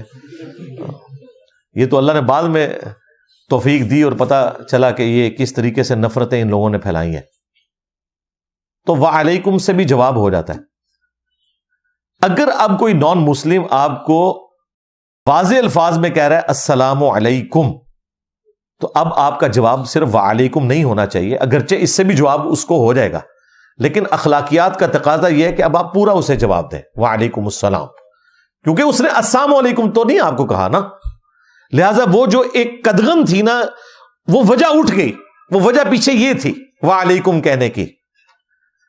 آج کل تو اللہ کا شکر ہے کہ basic human rights, human dignity جس طرح دنیا میں ہے، اب تو کوئی اس قسم کی حرکت نہیں کرتا. سوشل میڈیا پہ ضرور گالی گلوچ کرتے ہیں، آمنے سامنے کوئی نہیں کرتا اس طریقے سے کہ کسی کو السلام علیکم کہے. لہذا آج اگر کوئی نان مسلم سلام کرے اور صحیح الفاظ سے کر رہا ہے تو آپ وعلیکم السلام پورا بھی اس کو کہہ سکتے ہیں اور پہل بھی کر سکتے ہیں. ہاں جی، بخاری مسلم میں حدیث ہے، نبی علیہ السلام ایک چوراہے سے گزرے جہاں پہ کچھ مشرکین تھے، کچھ یہودی تھے، کچھ مسلمان تھے. بخاری مسلم کے الفاظ ہیں، نبی علیہ السلام نے سلام میں پہل کی السلام علیکم ورحمۃ اللہ. یعنی سلام میں آپ کفار کے لیے پہل بھی کر سکتے ہیں اس حدیث کے تحت. یہی وجہ ہے کہ ڈاکٹر ذاکر نائک جب کبھی بھی پبلک اپنی آڈینس سے جلسوں میں، اپنے پروگراموں میں خطاب کرتے ہیں تو وہ پھر اس میں کیا کہتے ہیں، اس میں تو نان مسلم بھی ہوتے ہیں، بعض اوقات 20 سے 25% نان مسلم. I welcome all of you with the Islamic greetings, السلام علیکم ورحمۃ اللہ وبرکاتہ. میں آپ تمام لوگوں کو جو اسلام کے آداب ہیں اس میں ویلکم، خوش آمد کہتا ہوں اسلام کے ان الفاظ کے ساتھ السلام علیکم ورحمۃ اللہ. تو اس وقت بعض لوگوں نے ڈاکٹر ذاکر نائک پہ اعتراض کیا کہ جی یہ تو نان مسلم بیٹھے ہوتے ہیں. تو یہ میں نے آپ کو حدیث بھی بتا دی کہ آپ اس طرح سلام میں پہل بھی کر سکتے ہیں. نعوذ باللہ اگر کسی کو شیطان یہ وسوسہ دلاتا ہے کہ نبی علیہ السلام نے جب سب کو کہا السلام علیکم تو آپ نے صرف مسلمانوں کی نیت کی ہوئی تھی، باقیوں کی نہیں کی ہوئی تھی، مولویوں نے دماغ کیڑا ہوتا ہے. ہاں، نبی جو ہوتے ہیں نا وہ سلیم الفطرت ہوتے ہیں، اعلیٰ اخلاقیات کے مالک ہوتے ہیں. ان کے اخلاق اتنے بلند ہیں کہ وہ اس قسم کی یعنی کوئی بھی معاملات نہیں کرتے ہیں جو آپ کے دماغ کے اندر خناس آتا ہے، ولیعوذ باللہ تعالی. لہذا یہ سلام والا معاملہ بھی کلیئر ہو گیا. ایشو نمبر 6، کسی نان مسلم کو کیا ہم قرآن حکیم پڑھنے کے لیے دے سکتے ہیں؟ جی بالکل دے سکتے ہیں. قرآن پاک تو بریلویوں کے نزدیک تو نازل ہی کافروں کے لیے ہوا ہے. ہاں، آپ کوئی آیت پیش کریں کہتے کافراں دے بارے چ، کافراں دے بارے چ، تو بریلوی تو مانتے ہیں کہ کافروں کو ہی دینا چاہیے، وہ کہتے ہیں ہمارے لیے تو نازل ہی نہیں ہوا. تو یہ میں نے الزامی جواب کے طور پہ بات کی ہے، پھکی کے طور پہ. تو نان مسلم کو آپ نے قرآن ہی تو دینا ہے. اسلام کو آپ نے اسٹڈی اس اعتبار سے کروانا ہے کہ آپ کہیں گے جی یہ اسلام کے نمائندہ علماء ہیں، ان کو دیکھیں اور صحابہ کرام کی یاد تازہ ہو جائے گی. ٹھیک ہے، تو ان کو دیکھنے سے صحابہ کرام کی یاد تازہ نہیں ہوتی، صحابہ کے مخالفین کی یادیں ہی تازہ ہوتی ہیں. تو قرآن ہی پڑھنے کے لیے دیں گے. قرآن نازل ہوا مشرکین عرب کے اوپر اور انہوں نے قرآن سن کے اسلام قبول کیا. کتنے صحابہ اکرام قرآن کی وجہ سے ہی مسلمان ہوئے ہیں. نبی علیہ السلام کی دعوت کا انسٹرومنٹ ہی یہی ہے. وَأُوحِيَ إِلَيَّ هَذَا الْقُرْآنُ لِأُنذِرَكُم بِهِ وَمَن بَلَغَ. اے نبی تم فرماؤ قرآن مجھے اس لیے وحی کیا گیا تاکہ اس قرآن کے ذریعے میں تمہیں بھی ڈر سنا دوں اور جس تک یہ دعوت پہنچ جائے اس قرآن کے ذریعے دعوت کرے. اچھا، جب ہم یہ بات کرتے ہیں تو وہ کہتے ہیں چلیں آپ احتیاط کریں ترجمہ دے دیں، عربی والا قرآن نہ دیں. ان کے نزدیک جو ترجمہ ہے وہ قرآن ہی کوئی نہیں ہے. ہمارے نزدیک تو جو ترجمہ ہے قرآن کا وہ بھی قرآن کی طرح اس کا بھی احترام ہے، بلکہ جو نان عرب لوگ ہیں ان کے لیے تو وہ ترجمے میں ان کی ہدایت بھی چھپی ہوئی ہے. عربی والے سے تو صرف ثواب ملنا ہے، اور وہ بھی اس صورت میں اگر آپ نے اس کے اوپر عمل کیا. اگر قرآن پڑھ کے اپنے اوپر ہی لعنتیں بھیجتے رہے، ظاہر قرآن میں تو ہے لعنت اللہ علی الکاذبین، جھوٹوں پر اللہ کی لعنت، تو اپنے اوپر لعنت بھیج دی. لعنت اللہ علی الظالمین، ظالموں پر اللہ کی لعنت، اور شرک سے بڑا کوئی ظلم نہیں، اپنے اوپر خود لعنت بھیج دی. تو ترجمے والا قرآن اگر آپ کسی نان مسلم کو دیتے ہیں تو ظاہر عربی بھی اس میں لکھی بھی ہوگی، اور وہ لکھی ہونی چاہیے، صرف ترجمے والا قرآن چھاپنا بھی نہیں چاہیے، کیونکہ وہ قرآن نہیں ہے، قرآن کا ترجمہ ہے، بہرحال اوریجنل ٹیکسٹ اوپر ہونا چاہیے۔ پھر اس سے یہ پوچھیں کہ اس وقت بھی 1.5 کروڑ کرسچنز ایسے ہیں نان مسلمز جن کی زبان ہی عربی ہے اور وہ نان مسلم ہے، ان کو قرآن کا ترجمہ کس زبان میں دیں گے؟ عربی میں کر کے دیں گے ترجمہ۔ عربی میں اگر آپ نے قرآن کا ترجمہ کیا تو آپ سے بڑا تو کوئی گستاخ ہی نہیں ہے، یعنی آپ قرآن کا ترجمہ عربی میں کرنے کا مطلب یہ کہ آپ لوگوں کو بتانا چاہتے ہیں کہ اللہ تعالیٰ اپنی بات اچھے طریقے سے نہیں پہنچا سکا، میں اس کو بہترین طریقے میں آپ کو سمجھاتا ہوں، وَلِعَوْذُ بِاللَّهِ تعالیٰ۔ یہی مطلب ہے نا، اور کیا ہے؟ قرآن جب بیسٹ عربی میں اللہ ہی نازل کر سکتا تھا اور آسان عربی میں، اللہ تعالیٰ نے کافروں کے طعنے برداشت کر لیے کہ یہ کیسی کتاب ہے جس میں مکھی کی مثال ہے اور مکڑی کی مثال ہے۔ اللہ نے کہا کہ میرا مقصد کسی کے اوپر روب ڈالنا نہیں ہے، اللہ اس بات سے حیا محسوس نہیں کرتا کہ وہ مچھر کی مثال بیان کرے یا اس سے بھی کسی حقیر چیز کی، اور جو حق قبول کرنے والے ہیں وہ جانتے ہیں کہ یہ اللہ کی طرف سے، اور جن کے دلوں میں ٹیڑھ پن ہے اور جو بات نہیں ماننا چاہتے تو وہ اس میں ٹیڑھ پن تلاش کرتے ہیں، کہتے ہیں اس مثال سے اللہ نے کیا نکالا، تو اللہ تعالیٰ نے پھر اس پہ غصہ نکالتے ہوئے کہا یضل بہ کثیرا ویہدی بہ کثیرا، اللہ نے اس لیے نازل کیا کہ تاکہ تم اس کا انکار کر کے گمراہ ہو جاؤ۔ اللہ تعالیٰ بہت سے لوگوں کو گمراہ کرتا ہے، بہت سے لوگوں کو ہدایت دیتا ہے، جس کو یہ کہتے ہیں قرآن جو ہے وہ گمراہ کرنے والی کتاب بھی ہے۔ مسلمان کہہ رہے ہوتے ہیں جی قرآن پڑھ کے آپ گمراہ بھی ہو سکتے ہیں، یعنی آپ نان مسلم کو کہیں کہ یہ لو قرآن پڑھو، 50-50 چانسز ہیں، گمراہ بھی ہو سکتے ہو۔ ایسا شخص کافر ہے جس کا یہ عقیدہ ہے کہ قرآن گمراہ کرتا ہے۔ ہاں، گمراہ نہیں ہے، وہ کافر ہے۔ یہ تو بات ہی کچھ اور تھی۔ اللہ نے کہا جو قرآن کو مانتے ہیں نا وہ ہدایت پہ آ جاتے ہیں، اور جو قرآن کو نہیں مانتے اور کہتے ہیں کہ اللہ اتنی بڑی ہستی ہے، اسے کیا پڑی تھی چھوٹی چھوٹی مثالیں دینے کی، تو اللہ نے تو ہر بندے کو سمجھانا ہے نا۔ جس طرح لوگ مجھے بھی کہتے ہیں جی انجینئر صاحب آپ جو ہیں وہ پنجابی کے الفاظ کیوں بولتے ہیں؟ بھائی میں نے تو پنجابیوں کو بھی سمجھانا ہے، میں نے تو انگریزی جاننے والوں کو بھی سمجھانا ہے، تو میرا مقصد تو بات سمجھانا ہے۔ تو اللہ تعالیٰ نے فرمایا کہ یہ اس لیے تاکہ لوگوں کو بات سمجھائی جائے، تو جو قرآن پہ عمل نہیں کرتے وہ گمراہ ہوتے ہیں۔ تو قرآن آپ پڑھنے کے لیے نان مسلم کو دیں، بلکہ اپنی دوستی کا حق ادا کریں۔ میرے پاس پچھلے دنوں وہ ہرمیت سنگھ آئے تھے پوڈ کاسٹ کے لیے، تو میں نے انہیں قرآن پاک گفٹ کیا۔ ہمارے پاس قرآن ہی تو ہے گفٹ کرنے کے لیے۔ نان مسلم تو قرآن کا ترجمہ پڑھ کے انگریزی میں مسلمان ہو رہے ہیں، اور مسلمانوں کا مولوی کہتا ہے قرآن ڈائریکٹ نہ پڑھنا گمراہ ہو جاؤ گے۔ اندازہ کر لیں آپ، علماء سے پوچھ کے چلیں، علماء سے پوچھیں گے تو وہ کہیں گے قرآن نہیں جب پڑھنا، پوچھ کے چلیں۔ باقی اس میں جو لوگ کہتے ہیں نا کہ قرآن کی آیت ہے لا یمسہ الا المطہرون، قرآن کو ہاتھ نہ لگائیں مگر صرف پاکیزہ لوگ ہی۔ میرے بھائی اس آیت کو آپ شروع سے پورے کانٹیکسٹ کے ساتھ پڑھیں۔ کافر یہ کہتے تھے یہ قرآن اللہ تعالیٰ کی طرف سے نازل نہیں ہوا بلکہ شیاطین نے محمد کے اوپر اتارا ہے، نعوذ باللہ۔ تو اللہ تعالیٰ نے فرمایا انہ لقرآن کریم، بے شک یہ بڑی عزت والا قرآن ہے،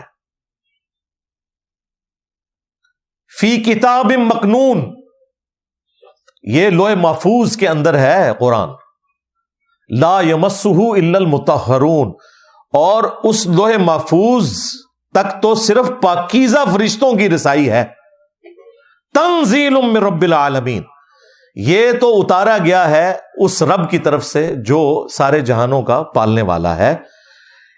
یعنی جہاں پہ قرآن اللہ نے محفوظ کیا ہوا ہے وہ ایسی عزت والی جگہ ہے کہ صرف پاکیزہ فرشتے وہاں پہ جاتے ہیں۔ اوریجنل قرآن، یہ اوریجنل قرآن نہیں ہے، اس اوریجنل قرآن کی کاپی ہے، اوریجنل قرآن اللہ کے پاس ہے، بل ہوا قرآن مجید فی لوح محفوظ، یہ اس کی کاپی ہے ہمارے پاس۔ تو اللہ نے کہا کہ صرف پاکیزہ فرشتے وہاں پہ جاتے ہیں۔ انہوں نے پکڑ کے اسے فٹ کر دیا کہ جی قرآن کو ہاتھ نہیں لگائیں گے مگر باوضو۔ ٹھیک ہے، آپ اسے ایکسٹراپولیٹ کرتے ہوئے یہ بات کر سکتے ہیں، وضو کے لیول تک تو اتنی شرط نہیں ہے، لیکن جنبی نہیں ہونا چاہیے کسی شخص کو، یہ ایک الگ سے مسئلہ ہے، اس کے اوپر میری علیحدہ سے ویڈیوز ریکارڈ ہے۔ لیکن نان مسلم کے اوپر تو کوئی شریعت اپلائی نہیں ہوتی نا. اس نے وضو کیا ہو نہ کیا ہو، غسل کیا ہو نہ کیا ہو، وہ مسجد میں بھی آ سکتا ہے اور قرآن بھی پڑھ سکتا ہے. اس کے اوپر یہ ایپلیکیبل نہیں. اور آج کل تو ویسے ہی کوئی مسئلہ نہیں رہا، اب تو مصحف تک تو بات ہی نہیں رہی، اب تو موبائل میں آ گیا، اور موبائل والا جو ہے وہ تو کوئی بھی اس کو ہاتھ لگا سکتا ہے. ہمارے نزدیک تو بغیر وضو کے قرآن کو آپ ہاتھ لگا سکتے ہیں، صرف جنبی شخص نہیں لگا سکتا. وہ مولا علی کی حدیث ہے ابو داؤد ترمذی میں کہ نبی علیہ السلام کو حالت جنابت کے علاوہ کوئی اور حالت ایسی نہیں ہوتی تھی کہ جو مانے ہو قرآن کی تلاوت سے. نبی علیہ السلام قرآن کی تلاوت کرتے تھے بے وضو بھی، ہاں جب جنبی ہوتے تھے پھر قرآن کی تلاوت نہیں کرتے تھے.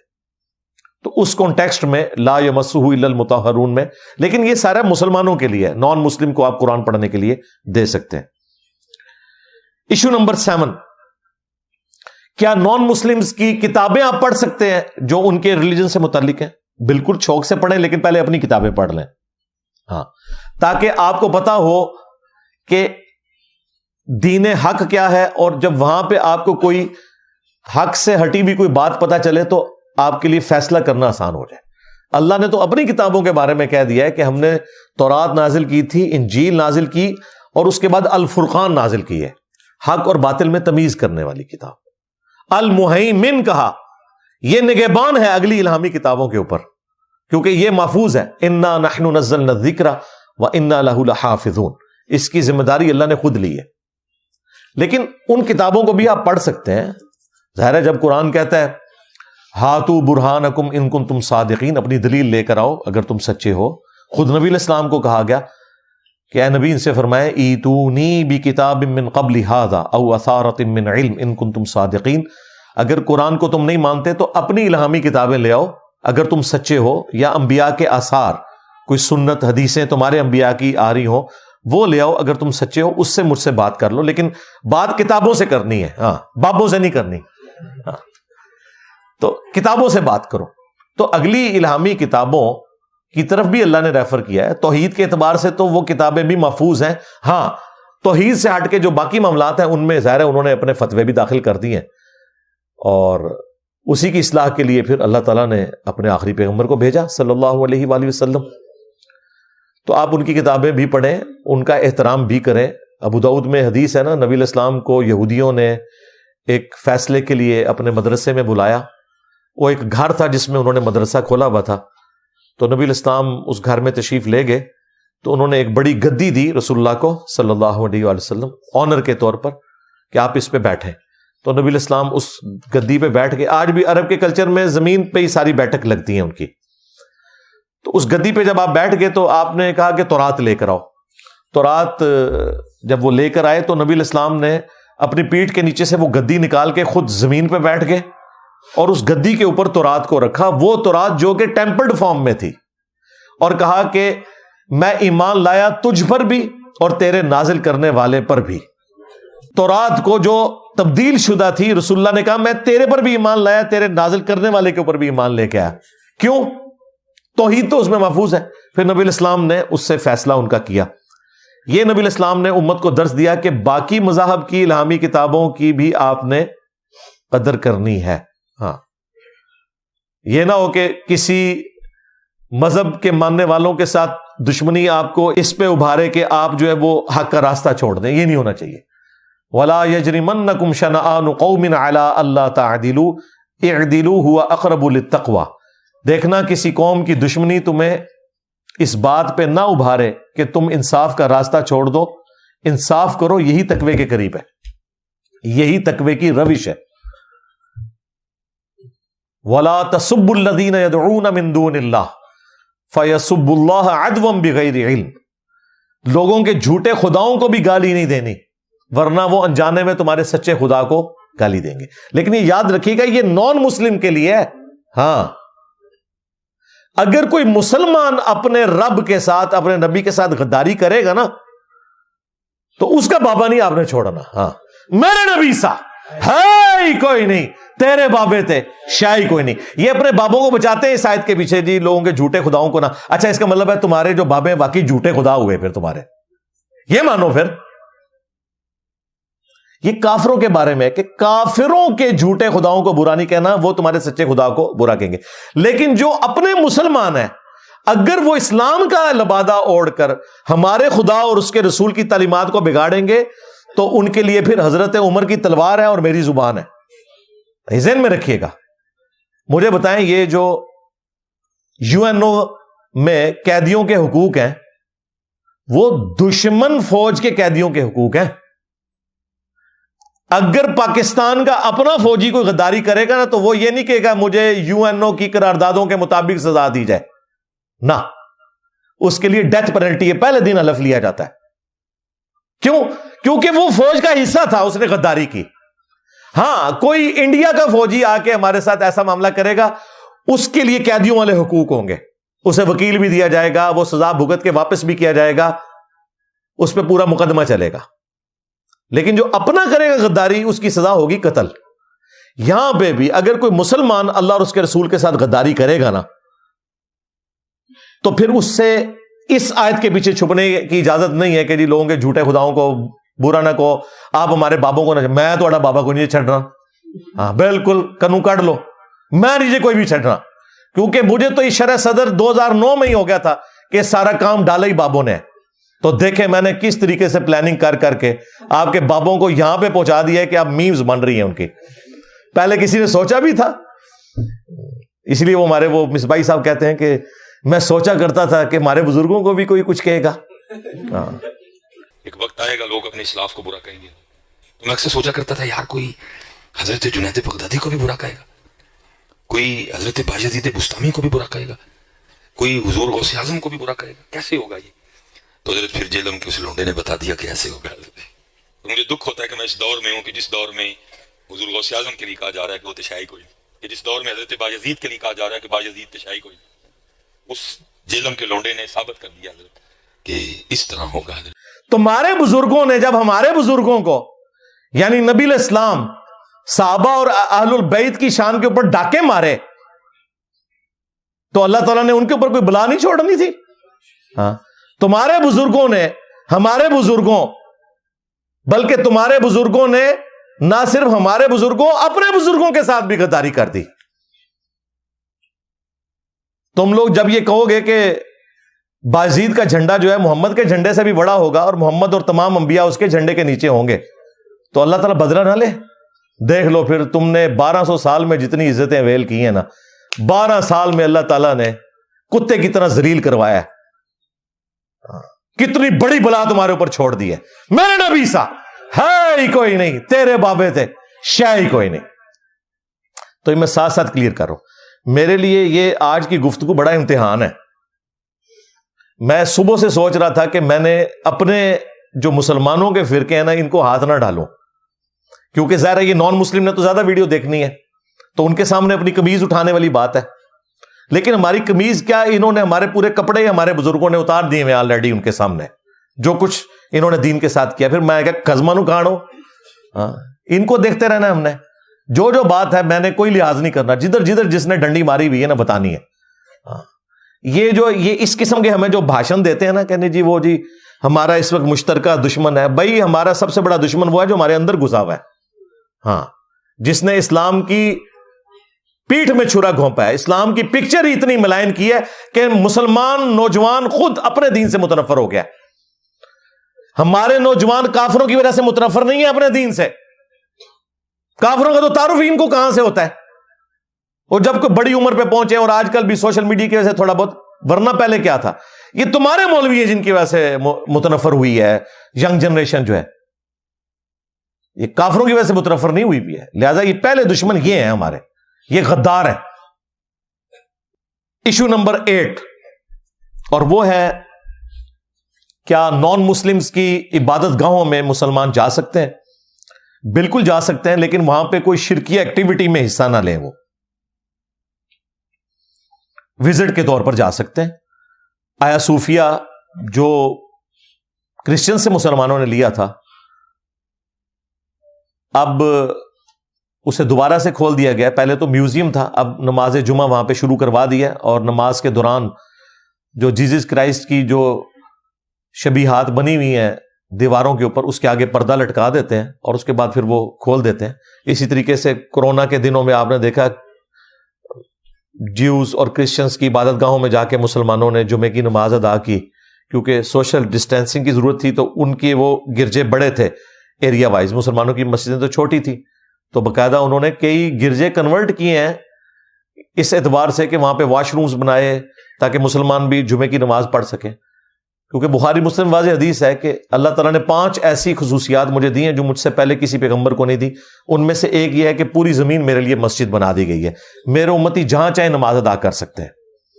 تو اس میں آپ نان مسلم کی عبادت گاہوں میں بھی بشرطے سامنے کوئی شبیہ بت اس طرح کی چیز نہ ہو, نماز آپ ادا کر سکتے ہیں. اور ویسے وزٹ کے طور پر, نالج کے طور پر جانا, وہ سیرو فی الارض کے تحت ہی آتا ہے. وہ آپ کھنڈرات میں بھی جا سکتے ہیں, عبادت گاہوں میں بھی جا سکتے ہیں, اس میں کوئی شرعی طور پر گرفت نہیں ہے. ایشو نمبر 9, اور وہ ہے کرسمس اور ہولی دیوالی کے موقع کے اوپر جو مسلمانوں کو کوئی نیاز نظر وغیرہ بھیجتے ہیں.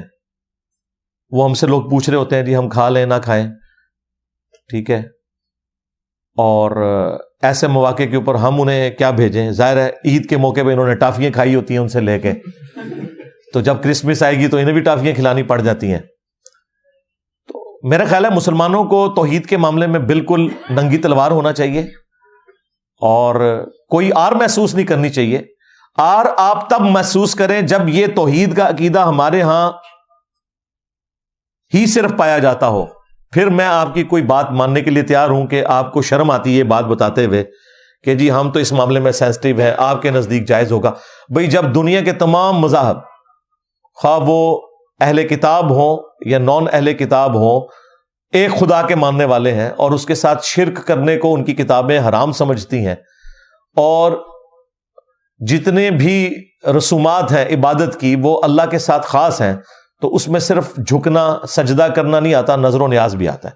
تو مسلمانوں کو کوئی شرم محسوس نہیں کرنی چاہیے. انہیں کہیں کہ جیزس کرائسٹ کو ہم بھی مانتے ہیں, وجیہن فی الدنیا والآخرہ ومن المقربین ہے, اور اولو العزم 5 پیغمبروں میں سے وہ ایک ہے, لیکن وہ اللہ کے بیٹے نہیں ہیں.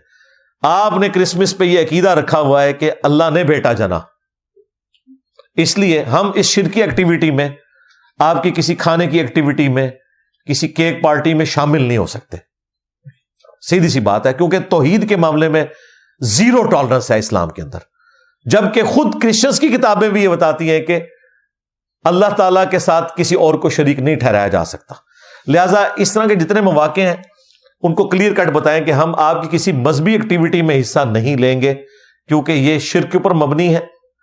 البتہ ہم آپ کو بھی کوئی پابند نہیں کرتے کہ آپ عید کے موقع کے اوپر ہمیں ٹافیاں بھجوا دیں تاکہ ہمارے لیے امتحان بن جائے کہ کرسمس یا ہولی دیوالی کے موقع پہ ہمیں بھی آپ کو کچھ دینا پڑ جائے.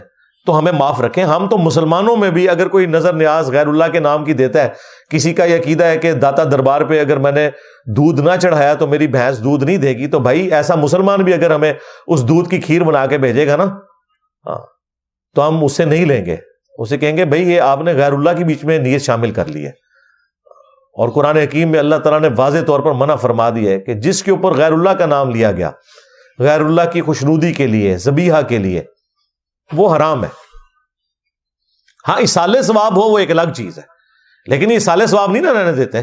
یہ کہتے ہیں غوث پاک کی 11ویں کریں گے پھر غوث پاک ہماری مدد کریں گے. اگر یہ کہنا کہ ہم غوث پاک کی 11ویں کر کے غوث پاک کی مدد کر رہے ہیں, ہم غوث پاک کی مدد کر رہے ہیں کہ اللہ تعالیٰ ان کے گناہوں کو معاف کرے اور ان کے درجات بلند کرے, بالکل پھر 11ویں درست ہے, کریں. اس طرح کی 11ویں انہوں نے کرنی نہیں ہے. یہ تعلیق بالمعال ہی ہو گیا. تو اصالِ ثواب تو آپ میت کی طرف سے کر سکتے ہیں, ہمیں کوئی اس میں نہیں ہے. مسئلہ پیچھے جو عقیدہ ہے نا آپ کا خرابی, وہ ہے اصل چیز, اس کو سمجھیں. تو آپ نان مسلم کو سٹارٹ ہی اس سے لیں کہ مسلمانوں میں بھی اکثریت ایسی نظر و نیاز کر رہی ہے جو ہم مسلمانوں کی نظر و نیاز لینا بھی حرام سمجھتے ہیں. تو سرکار تسی تے شاہی کوئی نہیں ہو, ٹھیک ہے. جب انہیں یہ بتائیں گے نا کہ یہ جو کچھ ہو رہا ہے درباروں کے اوپر, اور یہ جو بتوں کو جس طرح نہلایا جاتا ہے, اس طرح عبد القادر جیلانی کا مجسمہ بنا کے جو یہ نہلا رہے ہیں, ٹھیک ہے, اور لال شہباز قلندر کے مجسمے کے اوپر یہ وہ ہار ڈال رہے ہیں, یہ سب کچھ جو ہے نا یہ وہی والی ایکٹیویٹیز ہیں جن کی اسلام نے مخالفت کی ہے, اور صرف اسلام نے نان مسلمز کے اعتبار سے اسے کنڈیم نہیں کیا، مسلمانوں کے اعتبار سے بھی کنڈیم کیا، تو انہیں پھر صبر آ جائے گا کہ ٹھیک ہے یار یہ تو اپنے مسلمانوں کی بھی نظر نیاز نہیں مانتے جو غیر اللہ کی خوشنودی کے لیے ہو، تو اگر ہماری نہیں لے رہے تو اس میں کوئی برا منانے والی بات نہیں ہے. یہ ان کو کلیئر کرنے کی ضرورت ہے. ایشو نمبر 10، اور وہ ہے اکثر جو مسلمان باہر کے ملکوں میں جاتے ہیں نا، انہیں بڑا جوش چڑھتا ہے، وہ کہتے ہیں جی یہاں بہت نان مسلم ہیں، ہم انہیں اسلام کی دعوت دینا چاہتے ہیں. ایک جڑا نا ہر مسلمان کے اندر بڑا جذبہ ہوتا ہے، خود اس نے اسلام سیکھا تک نہیں ہے، اسے یہ جذبہ ہے کہ میں نے غیر مسلم کو اسلام سکھانا ہے. آپ کو پتہ ہی نہیں ہے کہ نان مسلم اگر آپ سے صرف وہ کچھ پوچھ لیں جو آپ کے مسلمانوں کی اکثریت کر رہی ہے، تو آپ تو اپنے گند کو صاف نہیں کر سکتے، انہیں کیا اسلام کی آپ دعوت دیں گے؟ اگر وہ آپ سے پوچھ لیں کہ اسلام کا مطلب اگر امن ہے تو سارے مولوی جان بچا کے کافر ملکوں میں کیوں آ جاتے ہیں، مسلمان ملکوں میں امن کیوں نہیں ہے؟ اگر اسلام میں حقوق العباد ہیں تو پاکستان میں بجلی کا میٹر لگوانے کے لیے رشوت کیوں دینی پڑتی ہے اور یو کے میں کیوں نہیں دینی پڑتی؟ تو الٹیمیٹلی آپ کو یہ کہنا پڑے گا کہ جی پاکستان مسلمان ملک ہے اور یو کے اسلامی ملک ہے. یہی جواب ہے. ہاں، پاکستان مسلمان ملک ہے اور امریکہ اسلامی ملک ہے. تو اللہ کے بندو، دعوت دینے کے لیے پہلے آپ خود اسلام کا علم حاصل کریں، اور اس کے بعد نان مسلمز کو جو آپ نے دعوت دینی ہے وہ اسلام کی دعوت نہیں دینی. سٹارٹ آپ نے لینا ہے ایک خدا کی دعوت سے. قل یا اہل الکتاب تعالوا الی کلمۃ سواء بیننا وبینکم الا نعبد الا اللہ. آؤ اہل کتاب، ہم اس ایک بات پہ اکٹھے ہو جائیں جو تم میں اور ہم میں کامن ہے، کہ ہم مت پوجیں سوائے اس ایک اللہ کے، اور آپس میں ایک دوسرے کا رب نہ مان لیں. اور اگر یہ روگردانی کریں تو اے نبی تم تو اعلان کر دو کہ ہم نے سر تسلیم خم کر دیا اپنے رب کے حضور. تو آپ نے نان مسلمز کو کریٹر کی دعوت دینی ہے، بلکہ مسلمانوں کو بھی پہلے کریٹر کی دعوت دیں. انہیں بھی کوئی نہیں پتا کہ انہیں کسی نے بنایا ہے. ہاں، اس کے لیے آپ میری درجنوں ویڈیوز ہیں، ان میں ٹاپ آف لسٹ جو ویڈیو ہے فرام کریشن ٹو کریٹر، کائنات سے خالق کائنات کا سفر، انگلش سب ٹائٹل کے ساتھ ہے، ہدایہ پورٹل چینل کے اوپر. پھر ہدایہ وکٹری چینل پہ تو میری درجنوں ویڈیوز اس اعتبار سے انہوں نے ویلیو ایڈیشن کی ہے، کس طرح آپ نے نان مسلمز کو، ایتھیسٹ کو دعوت دینی ہے. لیکن اس کے لیے پہلے آپ نے خود ایجوکیٹ ہونا ہے، پھر آپ نے ان کے سامنے دعوت رکھنی ہے اور سٹارٹ کرنا ہے کہ اس کائنات کو کسی نے بنایا ہے، ہمیں کسی نے بنایا ہے، اور اس کے بعد اسلام آتا ہے، اس کے بعد دین آتا ہے. پہلی چیز جو ہے وہ کریٹر ہے، اللہ کا تعارف ہے، خدا کا تعارف ہے. آپ اسے بھگوان کہہ لیں، سپریم بینگ کہہ لیں، سپر نیچرل ایجنسی کہہ لیں، گاڈ کہہ لیں، اللہ کہہ لیں، ٹھیک ہے، اس کا تعارف. اور اس سے پھر یہ دعوت شروع کریں اور پھر بتائیں کہ سچی توحید جو ہے وہ اسلام کے ہاں پائی جاتی ہے. مسلمانوں کے ہاں تو ظاہر ہے بہت کم پائی جاتی ہے، اسلام کے ہاں. لیکن اللہ کا شکر ہے ہمارے اس پلیٹ فارم کی برکت سے، یعنی جتنی اللہ تعالیٰ نے توحید کی دعوت مسلمانوں کے لیے سمجھنا آسان کی ہے، مجھے تو کوئی آر نہیں ہے کہ ہزاروں میں نہیں لاکھوں میں لوگ ہیں جن کا عقیدہ توحید ہمارے اس پلیٹ فارم کی برکت سے صحیح ہوا ہے. الحمدللہ انہیں صحیح خدا کا تعارف ہوا ہے اور صحیح توحید کا تعارف ہوا ہے جو اللہ نے اپنے پیغمبروں کے ذریعے انسانوں تک پہنچائی تھی. تو یہ 10 بڑے بڑے ایشوز تھے جو میں نے ڈسکس کیے. الحمدللہ آلموسٹ 1.25 گھنٹے کے اندر میں نے یہ ساری گفتگو کور کر لی ہے. لیکن میں تفصیلی ویڈیوز اس لیے ریکارڈ کرواتا ہوں کہ کوئی چیز بیچ میں رہ نہ جائے.